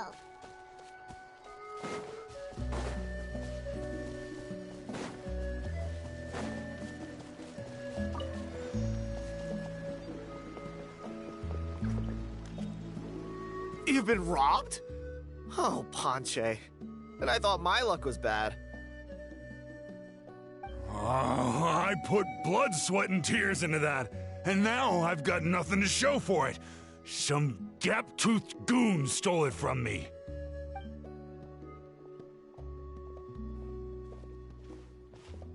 Tiago, is this the picture you were looking for? Let me take a look. Yep, that's the one. Pyro Archon above, you two are superhumans. Hey, Ponche, come and say hi to these guys. They're gonna be the new flame bearers, and they're tough as nails. Wait, are you the Traveler and Paimon? Huh? You already know each other? I don't think so. My nephew Toba's been telling everyone about you. He says you're crazy strong, super friendly, that you helped him out, and that you're gonna be our flame bearers this Turnfire night. Oh, so you're Toba's uncle. Great to meet you, sir. Sounds like we managed to make a bit of a name for ourselves. Toba's not wrong, my friend. These two are honestly some of the nicest, most genuine people I've ever met. Everyone speaks incredibly highly of them. Seriously. If you're comfortable telling them about what happened, I guarantee you they'll sort it out in no time. Really? All I want is to get the fruits of my labor back. Allow me to explain. Ponche is a well-known scholar within our tribe, author of the widely acclaimed book, Yupanqui's Turnfire. Unfortunately, the book was stolen by a treasure hoarder a few hours ago. I spent years of my life researching that book. I visited every last ruin, interviewed every descendant of every hero in our history. On the word Malipo alone, I covered at least 5 different interpretations of the meaning based on accounts from different villages. It was an unparalleled masterpiece. And now it's all gone. That little goon ambushed me during my morning walk. He snatched all of my belongings, including my entire manuscript. That book was everything to him. It's like they robbed him of his soul when they took it. Look at him. Lost and listless. He's a shell of the man he was. Dear honored guests of our clan, I am but a helpless old student. If only for Toba and Tiago's sake, please help me, I beg of you.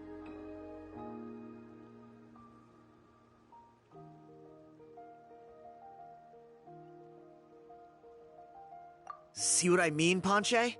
Now you've run into these two, your luck's about to change, big time. I don't know if he's still there, but come on, I'll take you.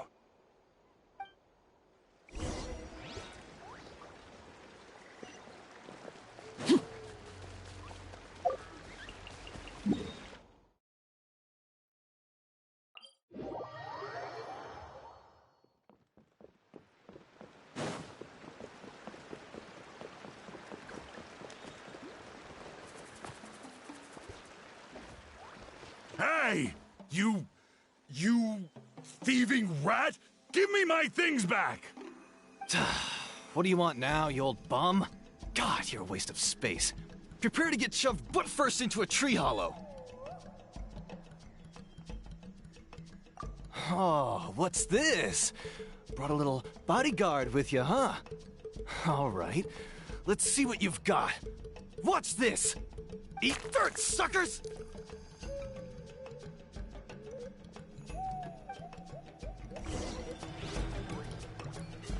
Hey, he's trying to get away! You good? Let's chase him down!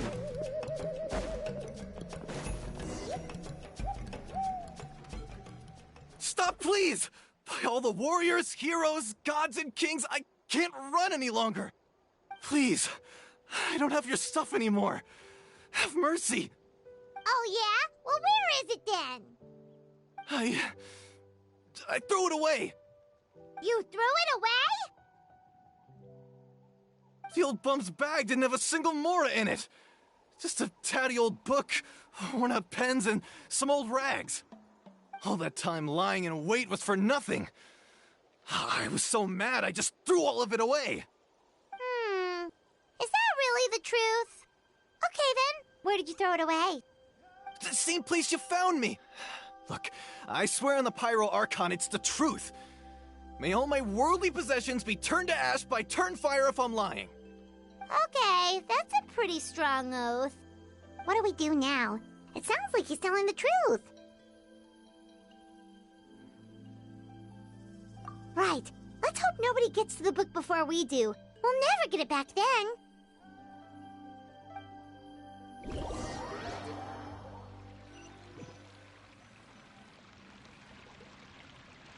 Although the Turnfire is a heroic symbol in Huitztlan, it always comes with the more ominous implication of eventual tragedy. This holds true for all bearers of this ancient name in recorded history. Each one of them died of non-natural causes, as if the specter of the Turnfire was always lurking in the background. This appears to suggest the existence of some higher power that is always watching the name-bearer, examining their actions, and eventually demanding payment in return. None can escape this payment, unless, perhaps, they could honestly swear by Turnfire to never make a single mistake in their entire life. Yupanqui's Turnfire. What an incredible work on ancient name philology.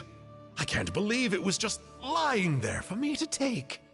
Let me see, the author is Ponche. Nice. A gentleman and a scholar. Silence, book muncher. The great Kahulahow will suffer your droning voice no longer. Do you truly find no joy at all in perusing such rich historical records? Joy? What joy is there in this pointless drivel?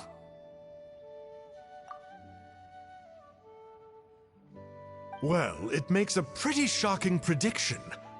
Every bearer of the ancient name Malipo eventually meets a grisly end. Maybe that's the price you pay for the name that means price? What? You're saying Kenichi will die a violent death? So I'll finally get to take over his body? When will that glorious day arrive? The great Kahula demands to know! Wow, you are just irredeemable, aren't you? An agent of chaos down to the core. You make us Abyss Order folks look like saints in comparison. Silence, maggot! To presume that anyone compares your kind with the great Kahula is sheer vanity. And if that day ever comes, oh, your doom will soon follow. You don't need to lecture me about Doomsday. Here's what I know, based on countless historical texts. All civilizations will be reduced to rubble by the passage of time. From ancient kingdoms, to heavenly thrones, to worlds beyond, there are no exceptions. But from the ruins of every civilization, the dust will rise and never settle, thus transcending the confines of time. That dust is what we call a civilization's spirit. And you, great Kahula How, are one such speck of dust from a bygone age. I've paid dearly for the chance to observe you up close. Now, let me take a good look at you. We'll see whether any memories of that age still remain inside you.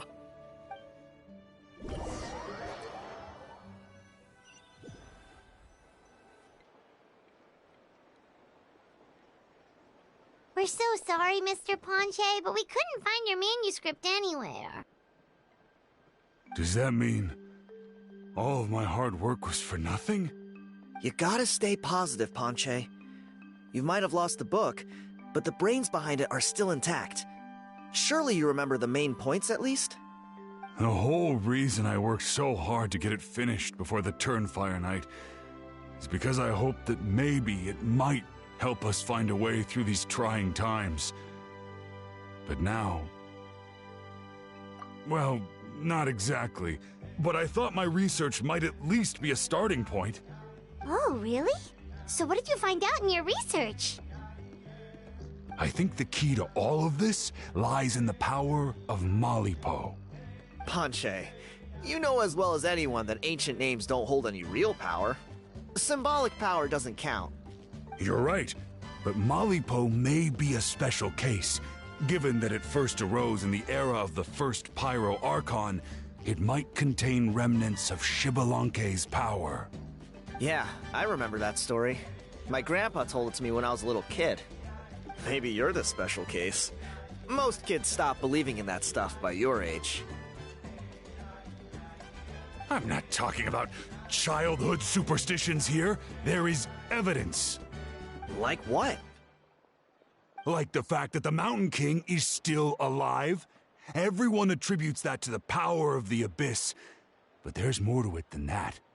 The key factor is that Burkina summoned the power of Malipo at the cost of his own life. If you don't believe me, then answer me this. How many other creatures can you think of who lived longer, not shorter, after being contaminated by the Abyss? Traveler, different situation but similar idea. Doesn't this remind you of the hilly...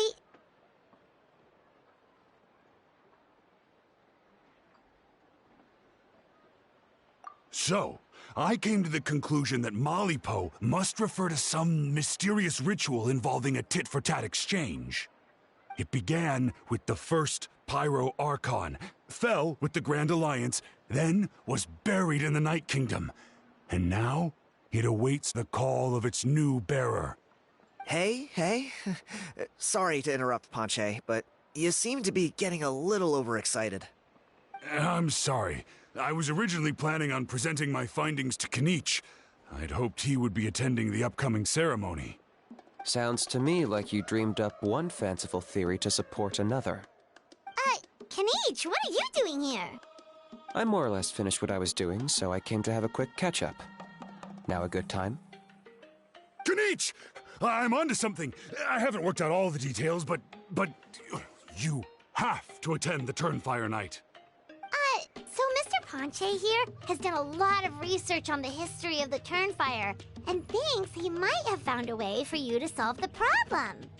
I'll be there, Ponche. Let's go.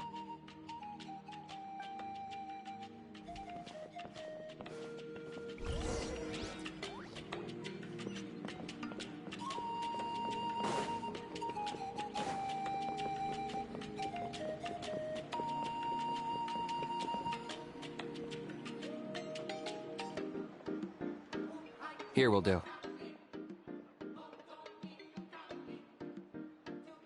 Yeah. I'd like your help giving it a trial run tomorrow. If that works, we have our plan come Turnfire Night. Sounds like you're not considering Ponche's idea. You heard him. He hasn't worked out the details yet.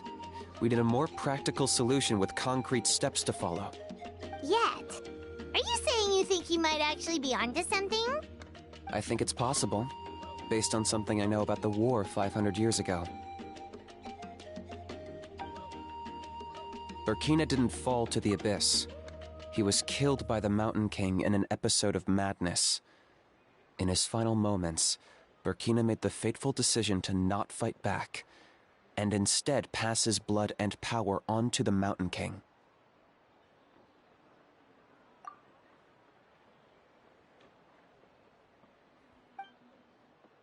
Maybe he thought the Mountain King was stronger than him and more valuable to the tribe. Or maybe it was just out of loyalty to his friend. Either way, I can believe the Turnfire was involved. Whether you think his sacrifice triggered it, or his fate was sealed from the moment he took the Malipo name, it makes sense to me. How can you drop these truth bombs with such a straight face? This is what I've gleaned from my many interactions with the Mountain King. His mind is so disordered. It took some time to piece it all together. The story Elder Trinidad told you was the more palatable version of events. The truth is even darker. The Mountain King's mind isn't just disordered. He is suffering and feels great shame. I believe he wants to be put out of his misery. What? Then what should we do? Should we grant him his wish? Of course not. We should help him move to a new home. It's the only practical solution. The Mountain King is a hero to my tribe. An object of worship, even. Ending his life would be like desecrating a statue. Still, he's been the cause of multiple disasters, and we can't afford to have any more. Ugh. Practical solutions hurt Paimon's brain. Can we follow our hearts next time? Then let's break for the day. I've already found a suitable venue for tomorrow.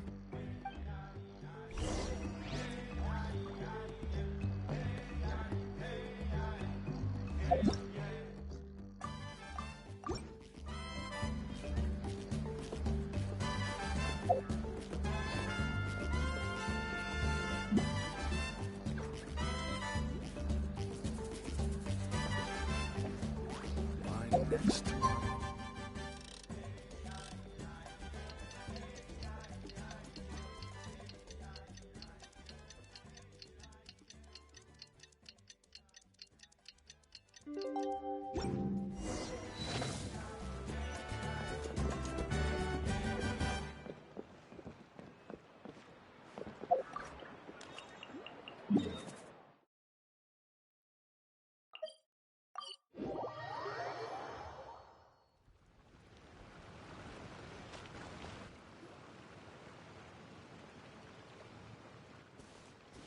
You're here. Very punctual. Oh, so the gruesome twosome come crawling back. Here to make amends after the gross irreverence you displayed last time? Very well. The almighty Dragon Lord Kahula How shall grant you the audience that you seek. Now pucker up and kiss our feet. Kanich, didn't you say you found him a teacher? He's just as out of control as ever! Hey! No one gets to discipline the almighty Dragon Lord Kahula-How! No one!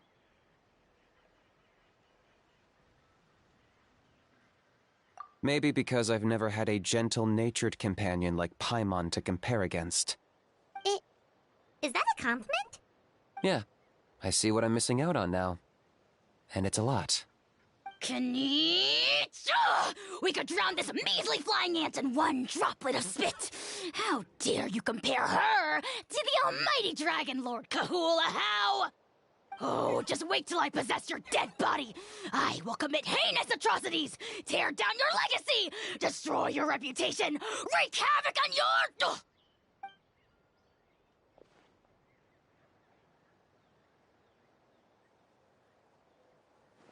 Traveler, Paimon, let's get down to business. Once we've opened the beastly rift, you're welcome to toss a How in there for a couple of days.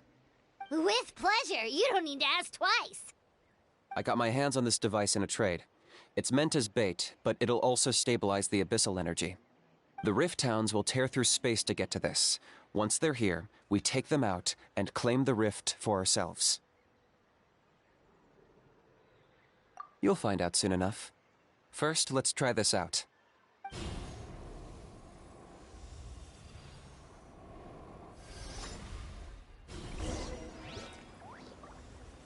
They'll tear you to pieces given half the chance, so be careful.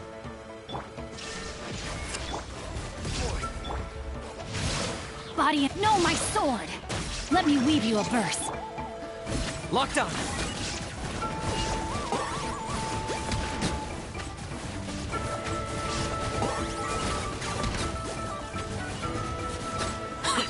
Transfixed! Uh-oh. Are there even bigger ones on the way? You see, Kinich? I'm a man of my word. In fact, I'd say I under-promised and over-delivered. Nifty little gizmo, isn't it? I take it this is your true form? Now that our deal is complete, it's time to start the next phase of our relationship. I made a promise to the great Kahula-How, and now I'm here to seize your body for his use. Cliché, I know. The hero's trusted partner sells him out to the abyss in a shocking act of betrayal. Cue bad guy speech and drawn-out death sequence. Huh?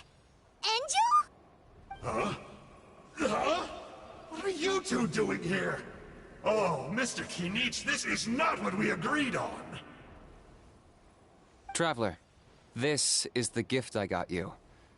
I know you're looking for intel on the Abyss Order, so I thought he might be of use to you. But it looks like you've already met.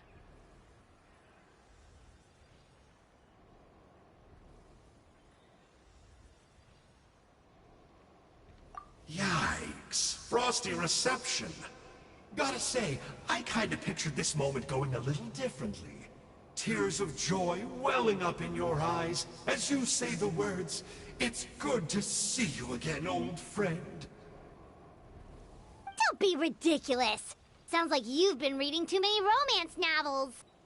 There we have it. Change is inevitable and nothing lasts forever.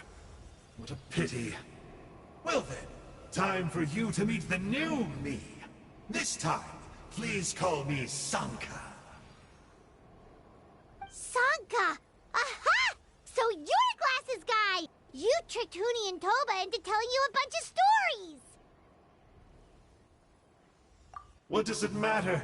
A name is a superficial label. It's what's deep down inside that counts. And I've shown you the deepest parts of me.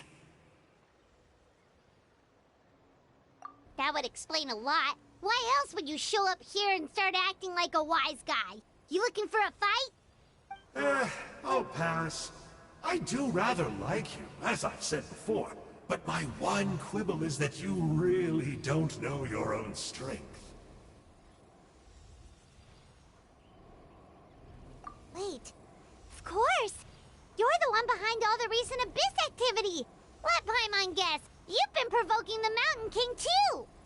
Haven't I told you before? I'm not part of the inner circle who do our Highness's bidding. My interests are far more low stakes. I spend my time digging for truth in ancient doodads and books. You really think a benchwarmer like me is capable of more than that? I investigated him. He's not connected to the recent events. Just happens to be in the area. So, I struck a deal with him. He helps me summon a rift. I allow him to do some historical research. But that's all over. And now Kinich wants to hand me over to you. Well, I was hoping this would be an opportune moment to whisk away his body. That would have given me some more time to study the great Kahula How. But now I've run into you, which is just my luck. Or maybe I've incited the wrath of the Turnfire, and this is the price I have to pay. But I don't understand. What did I do wrong? Wait, does that count? Let me think. How? You are the worst of the worst! Colluding with the Abyss Order against Kinich? How could you betray your partner? There is no betrayal. The almighty Dragon Lord Kahula How is a partner to no one. Don't worry, I told him to act as bait. Yes, and you should have picked a bigger fish. The Abyss Order? Ha! What a joke. Not even a match for our lowly servant. I put up with this toad's croaking for days, and it was all for nothing. It looks like your disciplinary measures have been less than effective, Mr. Enjo. What did you expect? Behavioral rehab isn't really our thing. Otherwise, we might as well change our name from the Abyss Order to the Abyss Boarding School. The abysmal disorder would suit you better. Kinich! Dispose of him! He is of no further use to us! Traveler?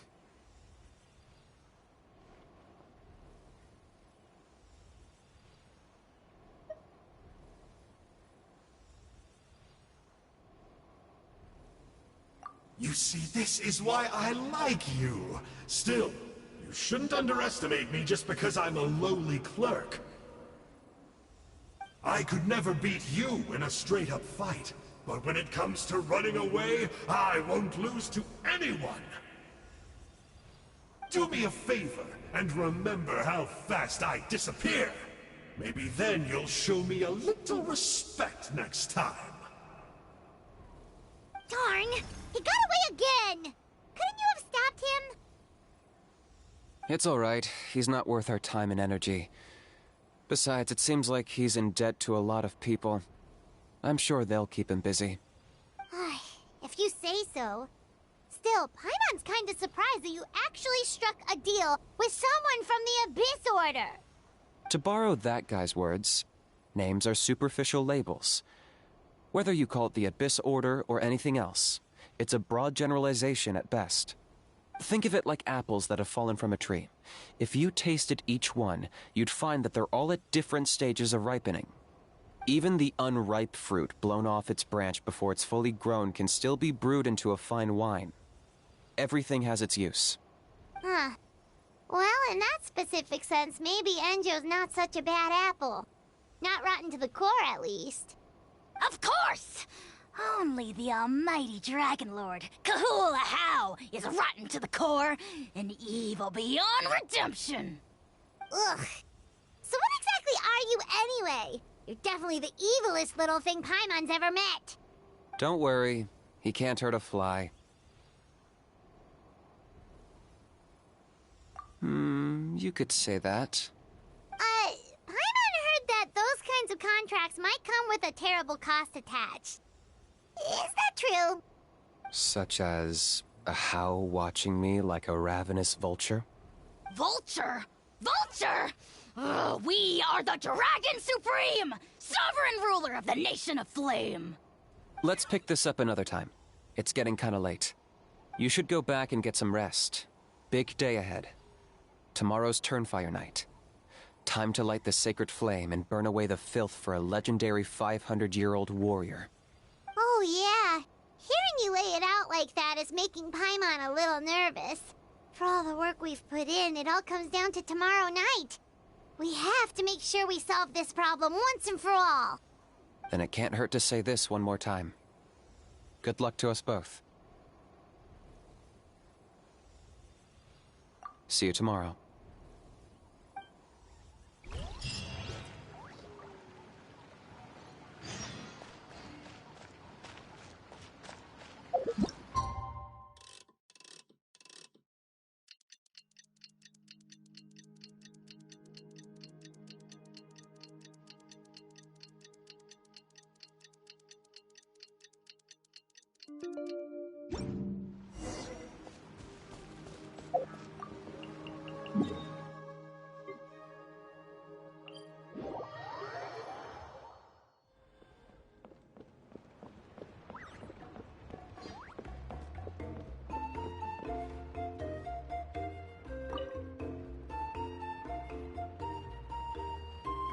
Ah, at long last, you're back. I hear you've done much for our people these last few days. Everyone has nothing but praise for you. Many young people have heard the rumors too. They're all eager to meet our new flame bearer. Well, they won't have to wait for long. It's almost time for the ceremony. We really hope we can resolve the Mountain King situation quickly and smoothly. Seems like a lot of people have been worrying about it, huh? Well, it's nearly time. So, if you're ready, then follow me to the ceremony site.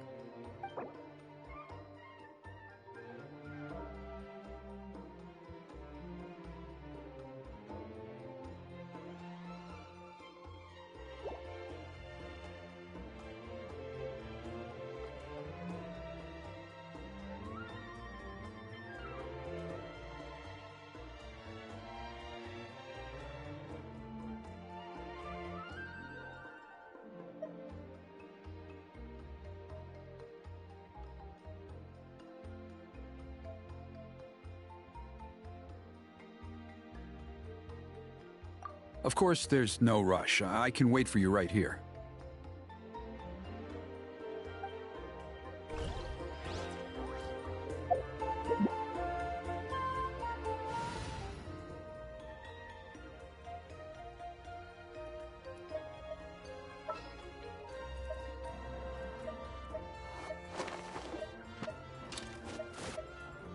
Let's go.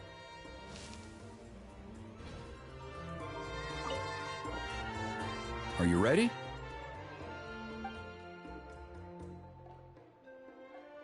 Off we go!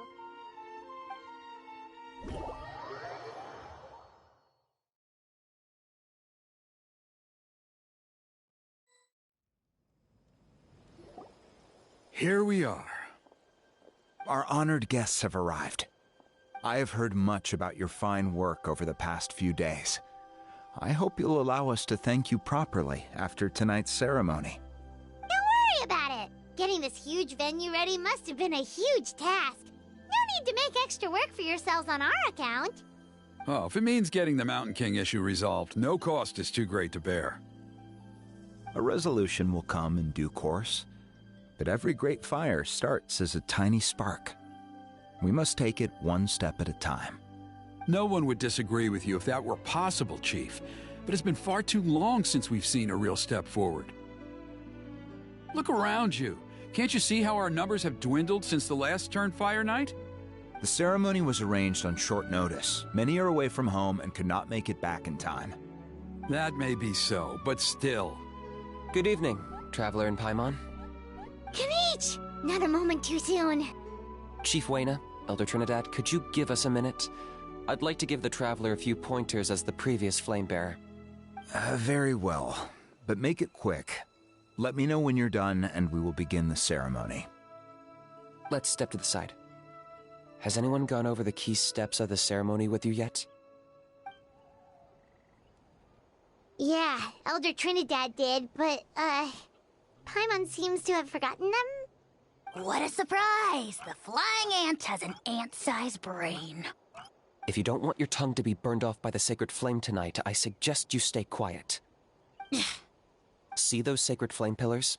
Once you've lit the fire, go light each one up in turn.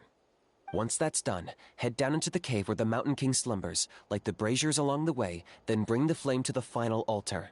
Then the ceremony is complete. That sounds simple enough.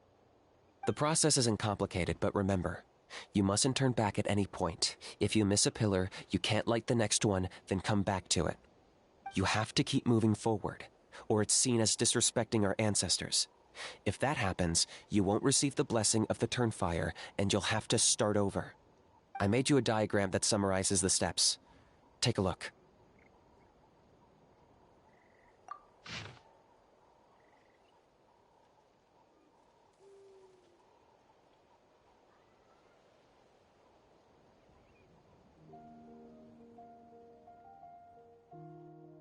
So that's our part. What about you?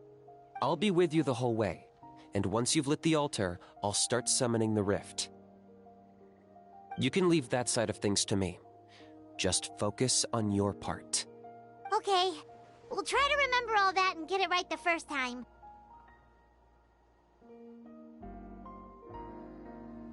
Ready when you are. But I think I saw Huni and the others just now. Maybe you should say hi before you start. Might make you less nervous. Just tell the chief when you're ready.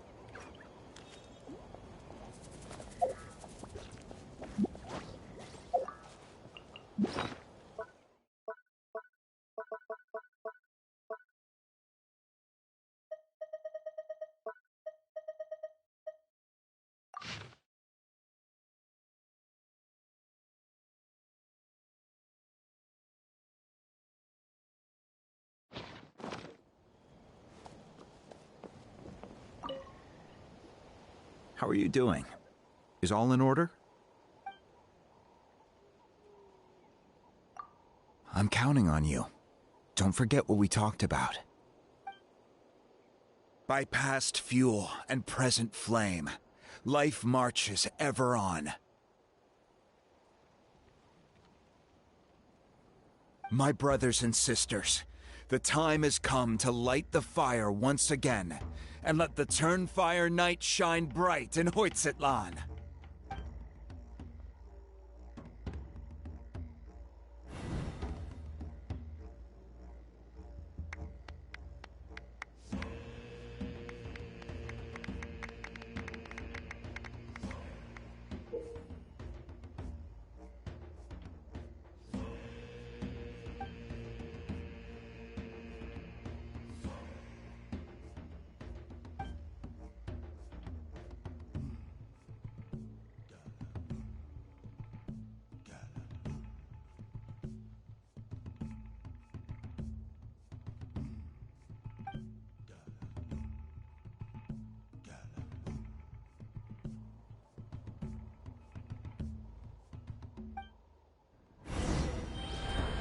Go get the sacred flame.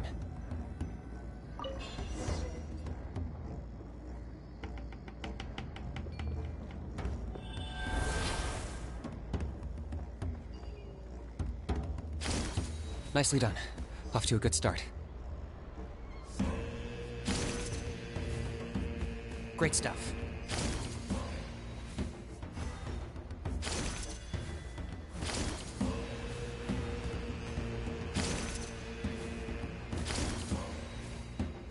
You're over halfway. Keep it up.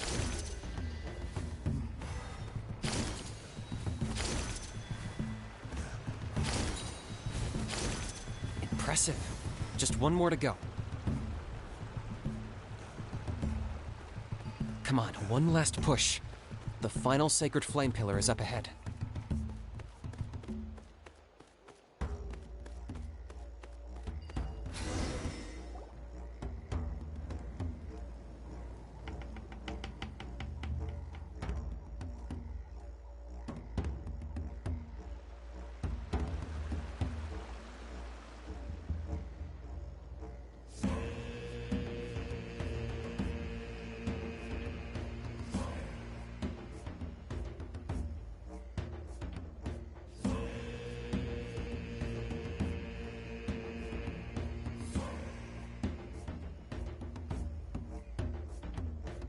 Great. All the pillars are alight. Next, it's down into the canyon and head for the Mountain King's cave.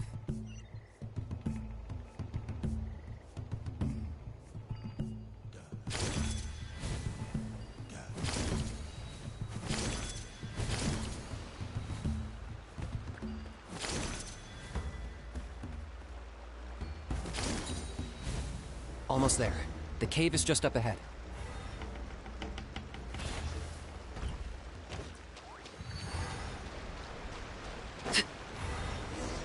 The Abyss presence is growing strong. We should deal with the contamination first.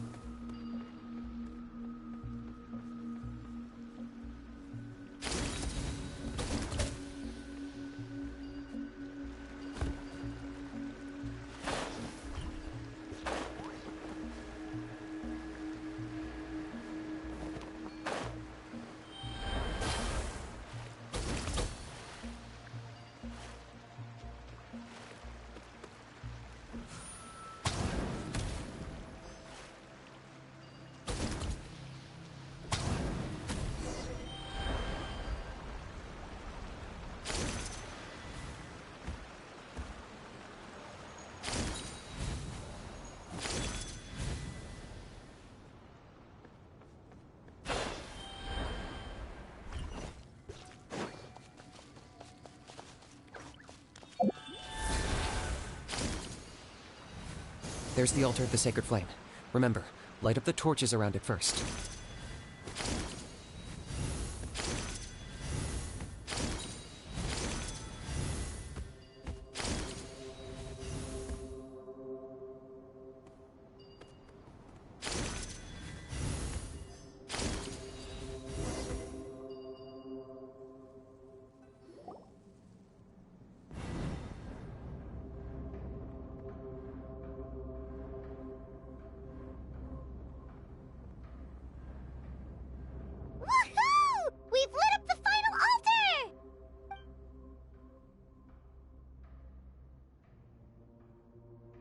That's the Mountain King up ahead, right?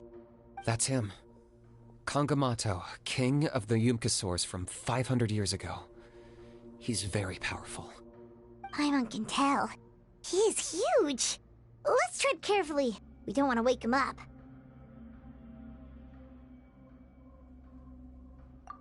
You've made it at last. You did even better than I expected. Traveler, now comes the final and most important step of the ceremony. Please use the power of the Sacred Flame to cleanse the Mountain King of abyssal filth. There's no need this time.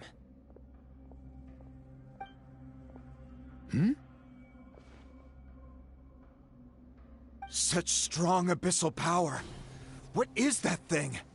Kinich, what is the meaning of this?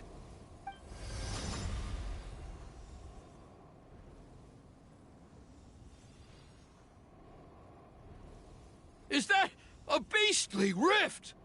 Chief Huayna, Elder Trinidad, this is about to get a little dangerous. You should step back. What do you think you're doing? Solving the Mountain King issue. You mean by having him torn to pieces by rift hounds? No, stop! We can't let that happen! Foolish Locust! Can't you see? We're trying to shove your Locust King into the beastly rift! But... I'm sorry, Chief Huayna and Elder Trinidad. This is the only way. Can you promise me that no harm will come to the Mountain King? I can't guarantee it, but I'm fairly confident. Traveler, this is not what we agreed on! You must cleanse the Mountain King of every last trace of abyssal contamination!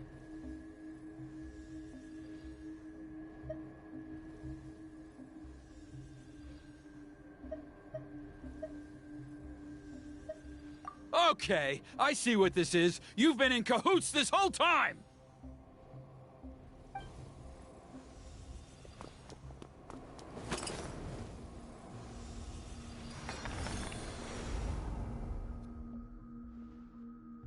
Ugh, you imbecile! What have you done? Oh no! The device is destroyed! You forced my hand. I had no choice. Elder Trinidad! What are you doing?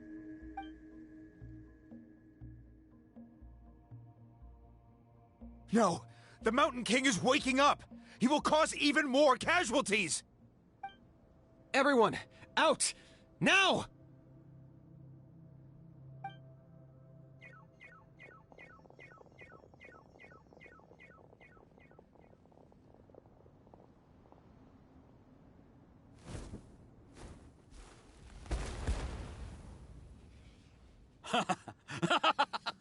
Well, it seems there is only one way to awaken you all from your willful blindness. More sacrifices must be made.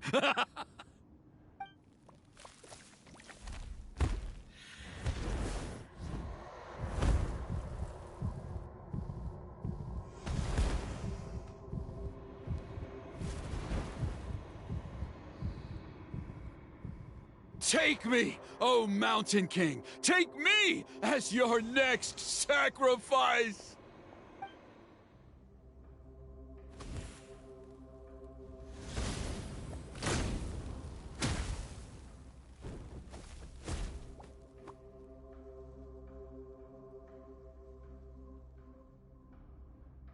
Everyone's still outside. We have to keep the Mountain King here. Give me a hand. My sword. Witness the power of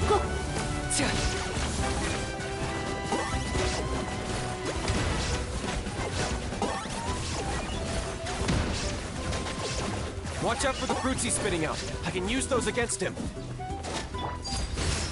Yeah, that's it!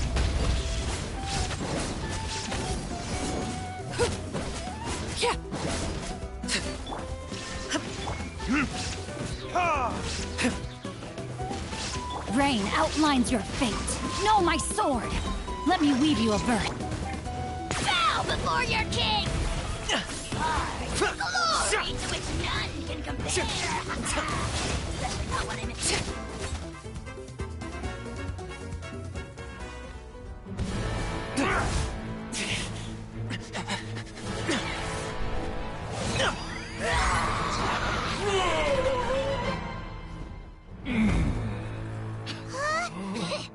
What do we do? We can't open the rift!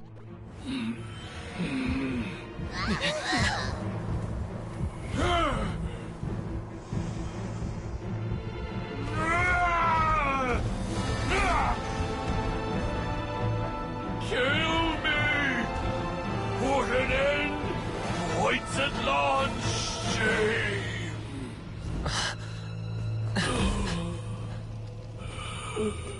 By past fuel and present flame, life marches ever on. Oh, Burkina, I must atone.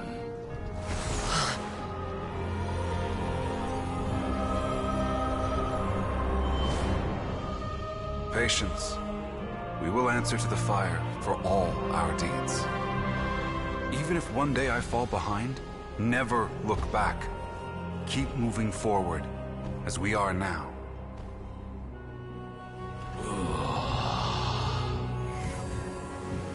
Live with your guilt and shame. This is the price to pay.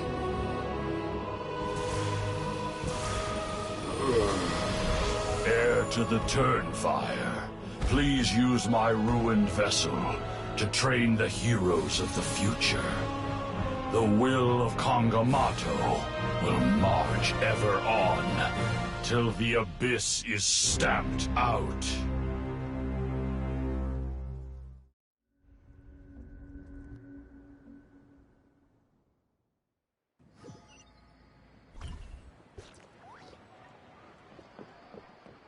Whew! Pretty eventful day yesterday, huh? Paimon wonders how things are doing now. Let's go ask the chief!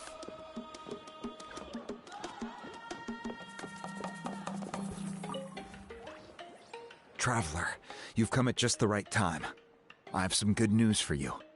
Trinidad's condition is stabilized. He suffered burns on much of his body, but we believe he'll survive. Guess that's the best news we could hope for. Paimon has to ask, is everyone in your tribe such a risk-taker? First Kinich, then Elder Trinidad? Is this the scions of the Canopy's adventurous spirit in action? We're simply not afraid to charge ahead into the unknown. He's fine. Don't worry. He's gone to check on the Mountain King. Something most mysterious has happened. After the incident yesterday, a transparent shell has formed around the Mountain King's body. We don't understand the mechanism behind it, but the shell appears to insulate him against the influence of abyssal power.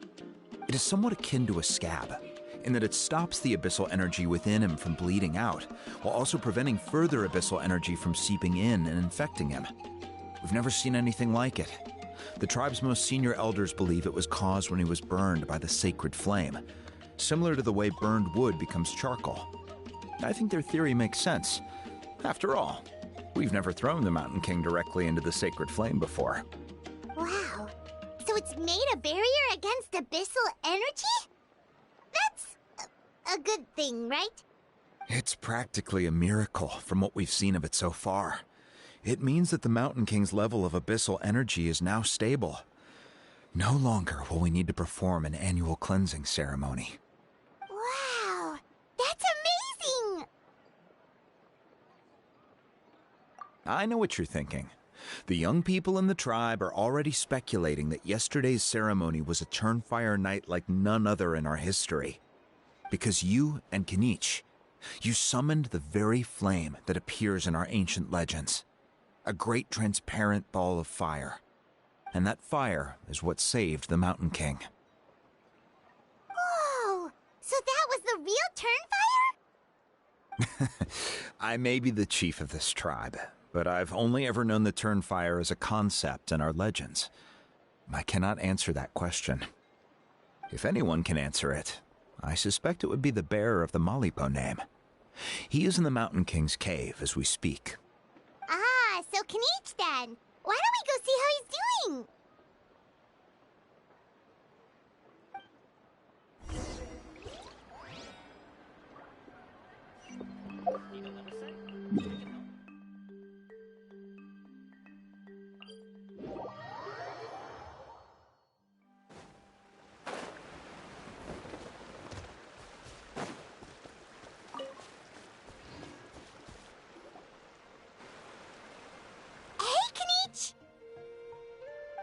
Hey yourselves.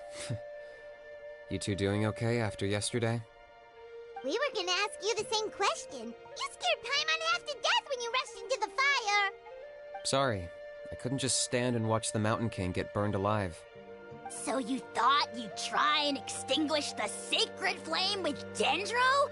Or is that an attempt to make the almighty Dragon Lord Kahulahow die of laughter?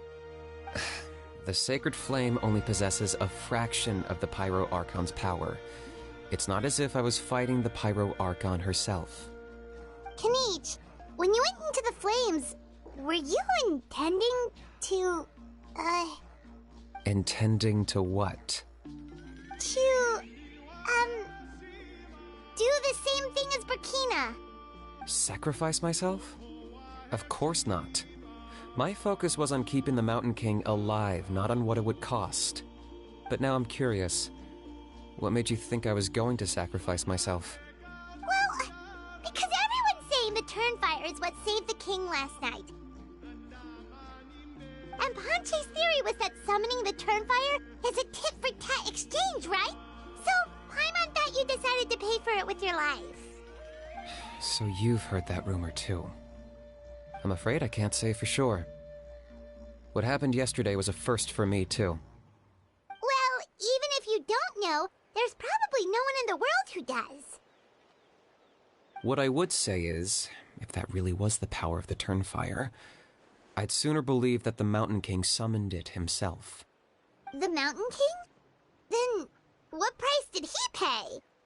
The core meaning of price is not atonement or compensation, but what you're willing to give up in order to obtain what you want. It's easy to die for your sins. Much harder to live with the guilt and keep on going. In the end, the Mountain King chose the latter option. For Burkina and for the tribe. That's the price he paid. Alright, so how is the Mountain King doing now? Health-wise, there's nothing to worry about.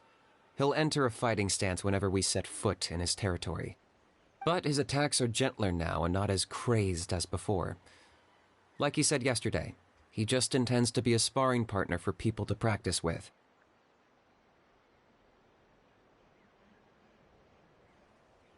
Yeah, I tried communicating with him again, but he didn't respond. We dare say that Locust King has well and truly lost its mind. The lights are on, but nobody is home. Its body remains fighting fit thanks to the perverse power of the Abyss, but time has been less kind to its soul.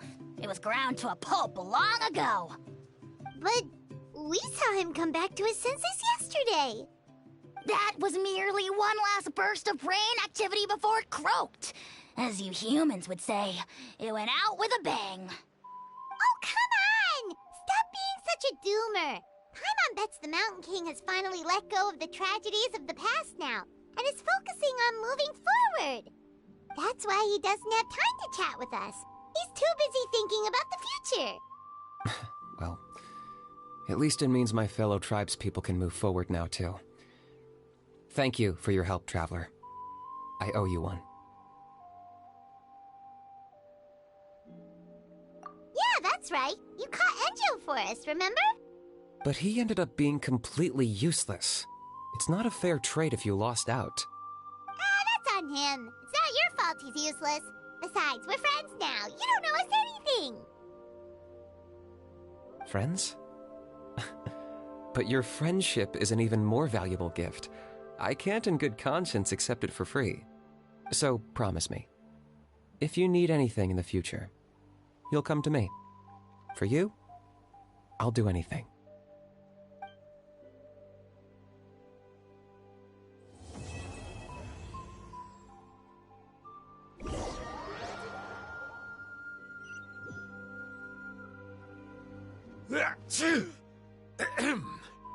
So, in the end, only poor little Huni got the sad ending? Yeah, everyone's happy except me. First Nana, then my dad. Why does everyone in my family have to suffer? Huni, it'll be okay. Your dad will get better soon. Toba, you're my friend, so I shouldn't say this to your face. But it was all the Mountain King's fault. Huh? Now hold your horses, kiddo. If you promise not to fight, Uncle Sanka will tell you a story. Okay, before you roll your eyes out of your skull, I promise you can trust me. I almost got my eyebrows burned off by the Turnfire after last time. That's why I came back, to make it up to you. All right, I'll just get to the point. Do you know what Uncle Sanka loves the most about your people? What? Your extreme sports. Huh? On my first day here, I got hit by someone falling out of the sky. I believe you call it bungee jumping?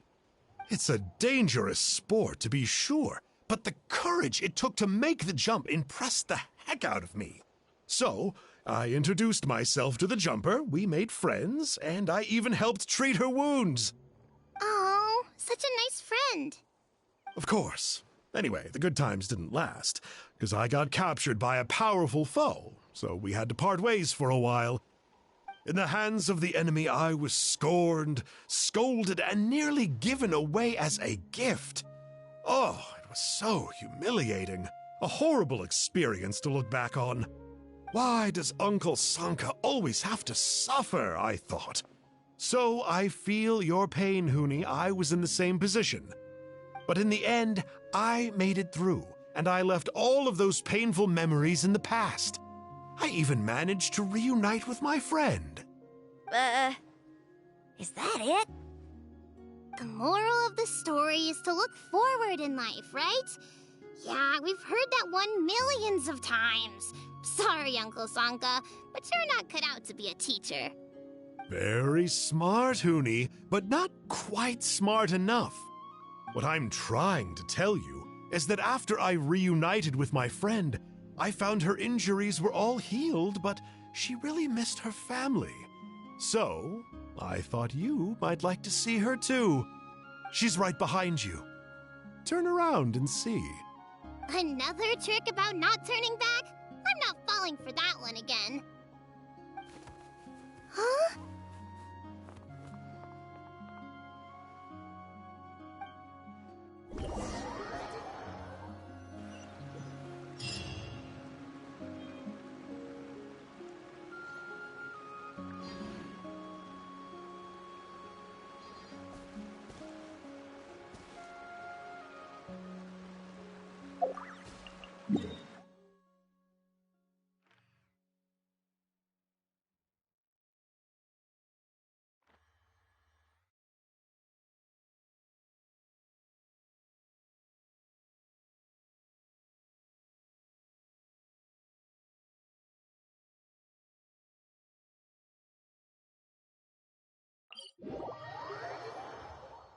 Something you wish to report? Go on. You have my undivided attention.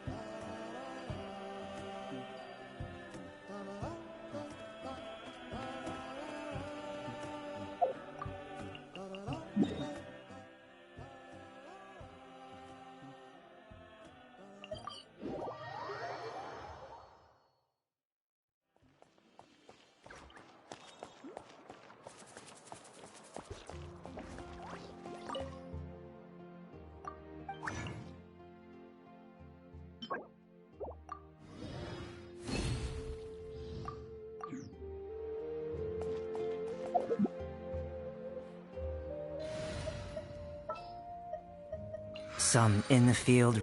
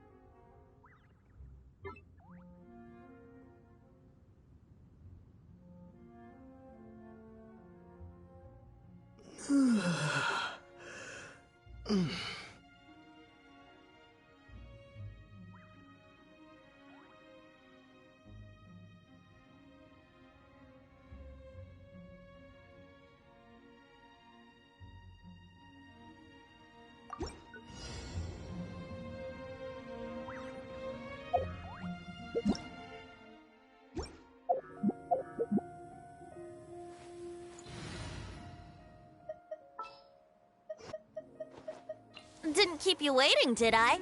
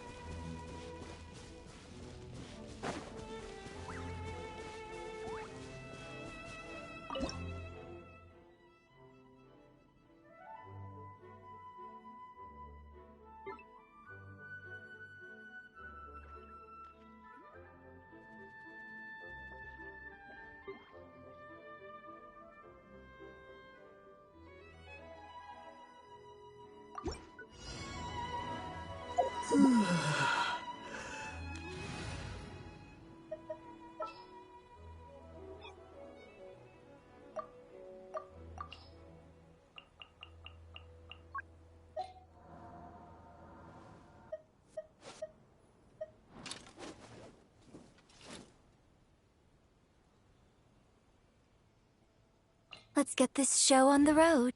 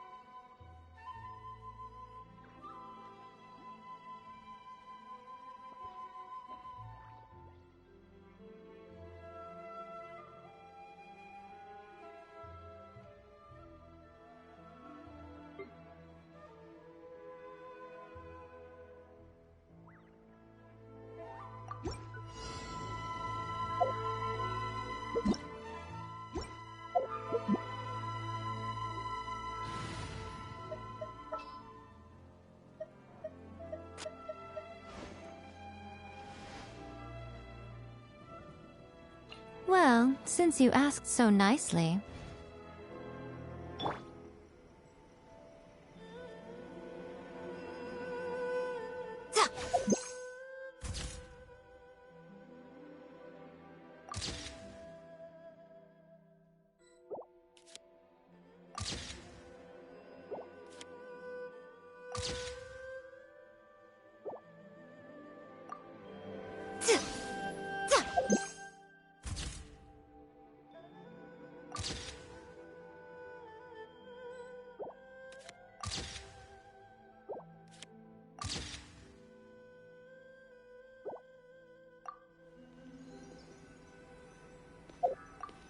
Talk to the Electro Archon.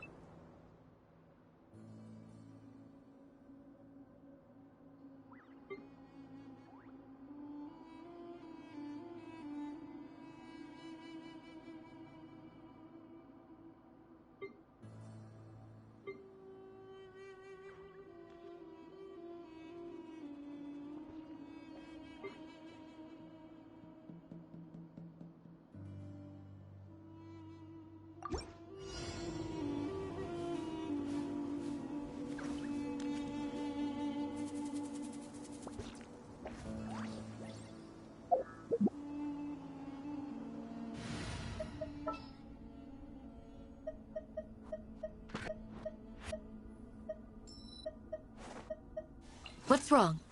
Are you in danger?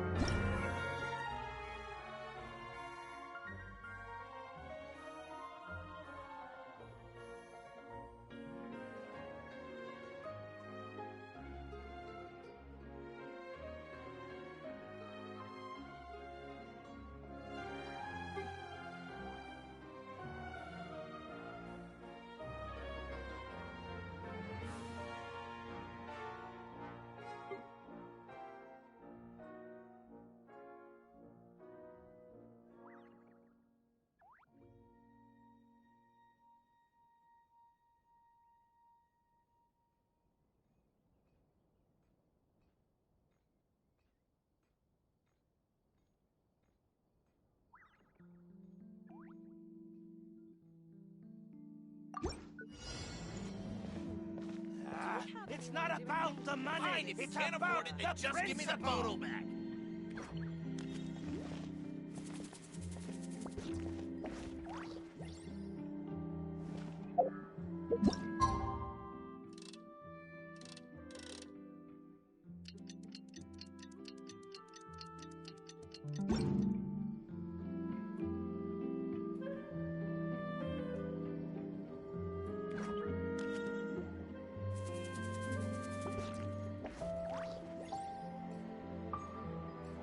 Fine, if you can't afford it, then just give me the photo back. It's not about the money, it's about the principle!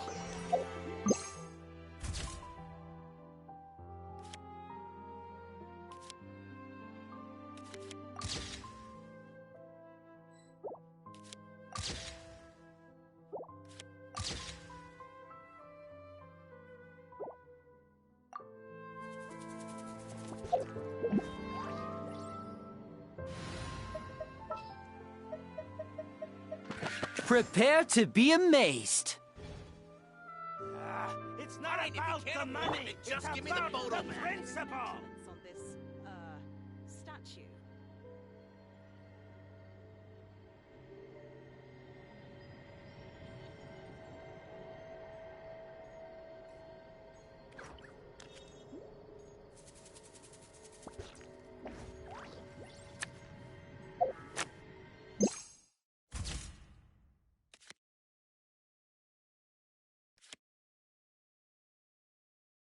Fine, if you can't afford it, then just give me the photo back. Do we have anyone doing maintenance?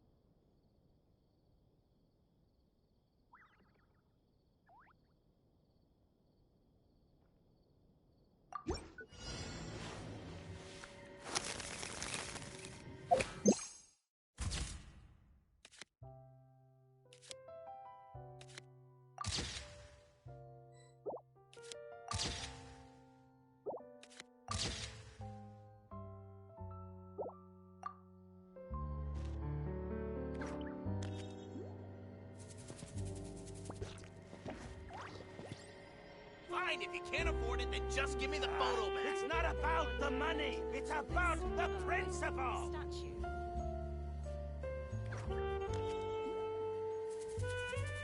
So long as the audience thinks that seeing is believing, there's no limit to the number of tricks I can pull off.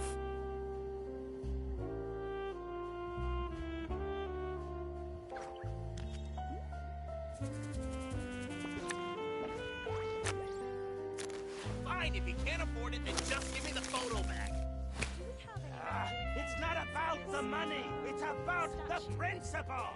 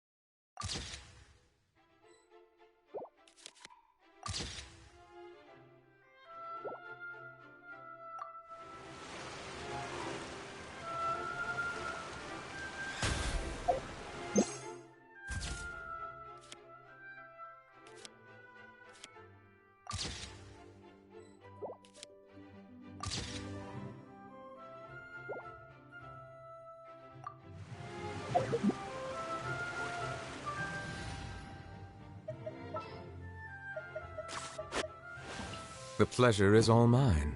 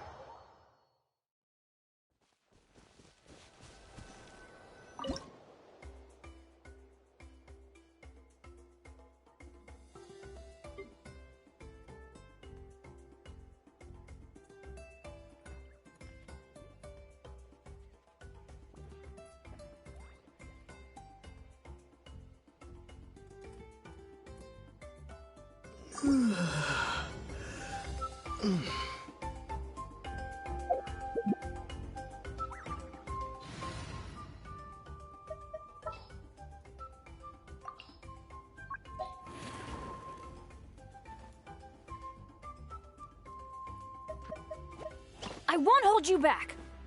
Much.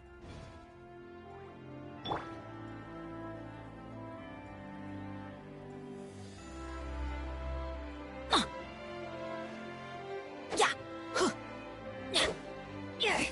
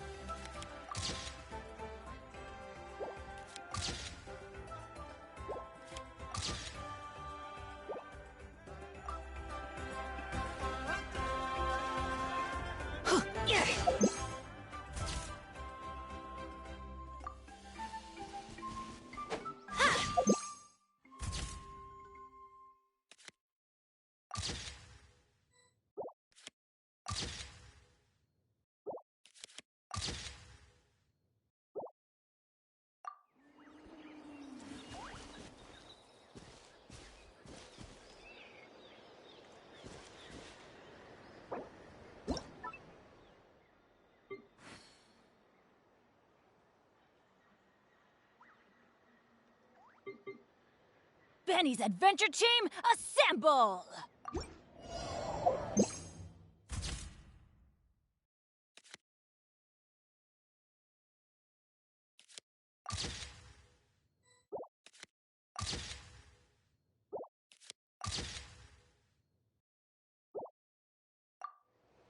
Oh. Oh.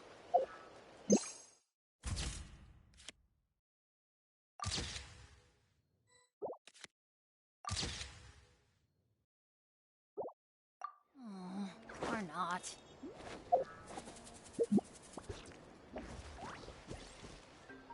Ha!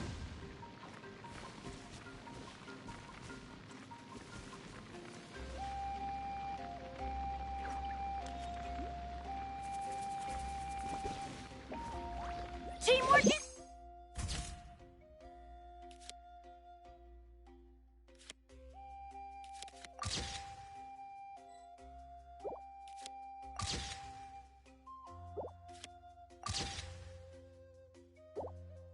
Dreamwork!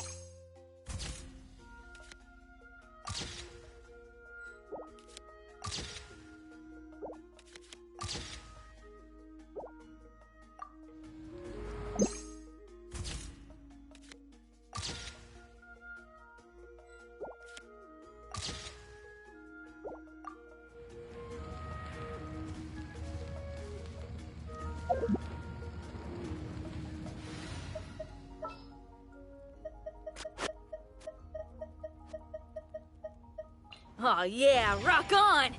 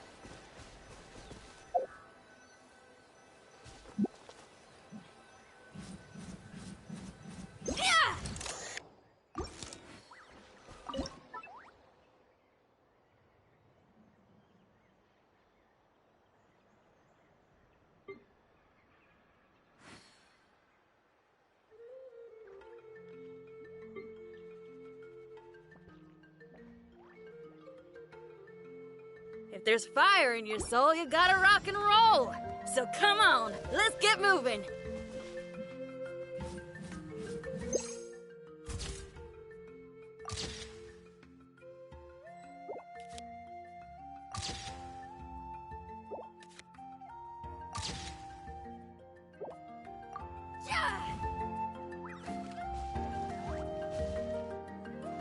Feel the...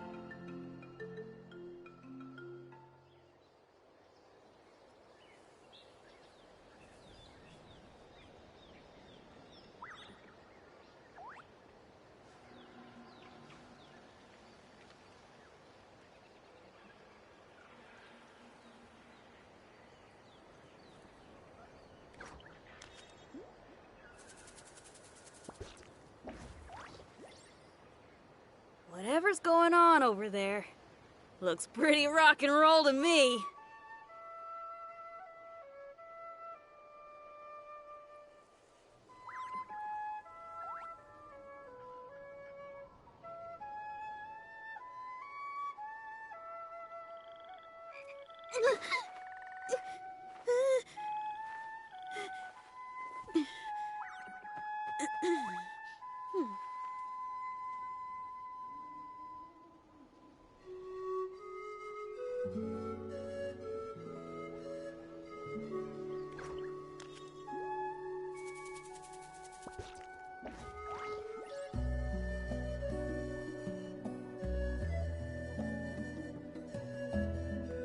I just came up with an awesome new riff. Want to hear it?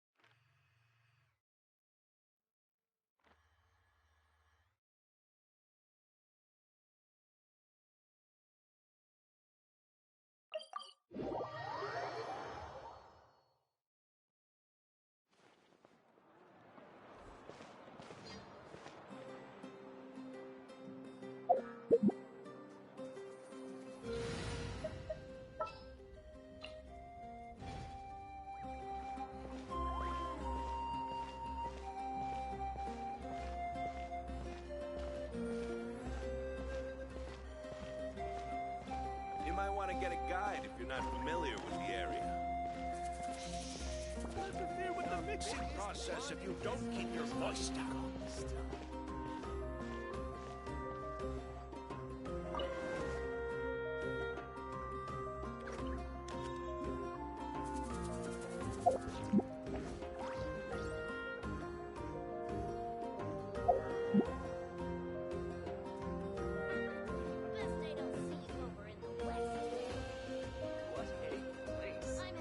You might want to get a guide if you're not familiar with the area. The ability to not get lost some sort of talent? Don't interfere with the mixing process if you don't keep your voice down.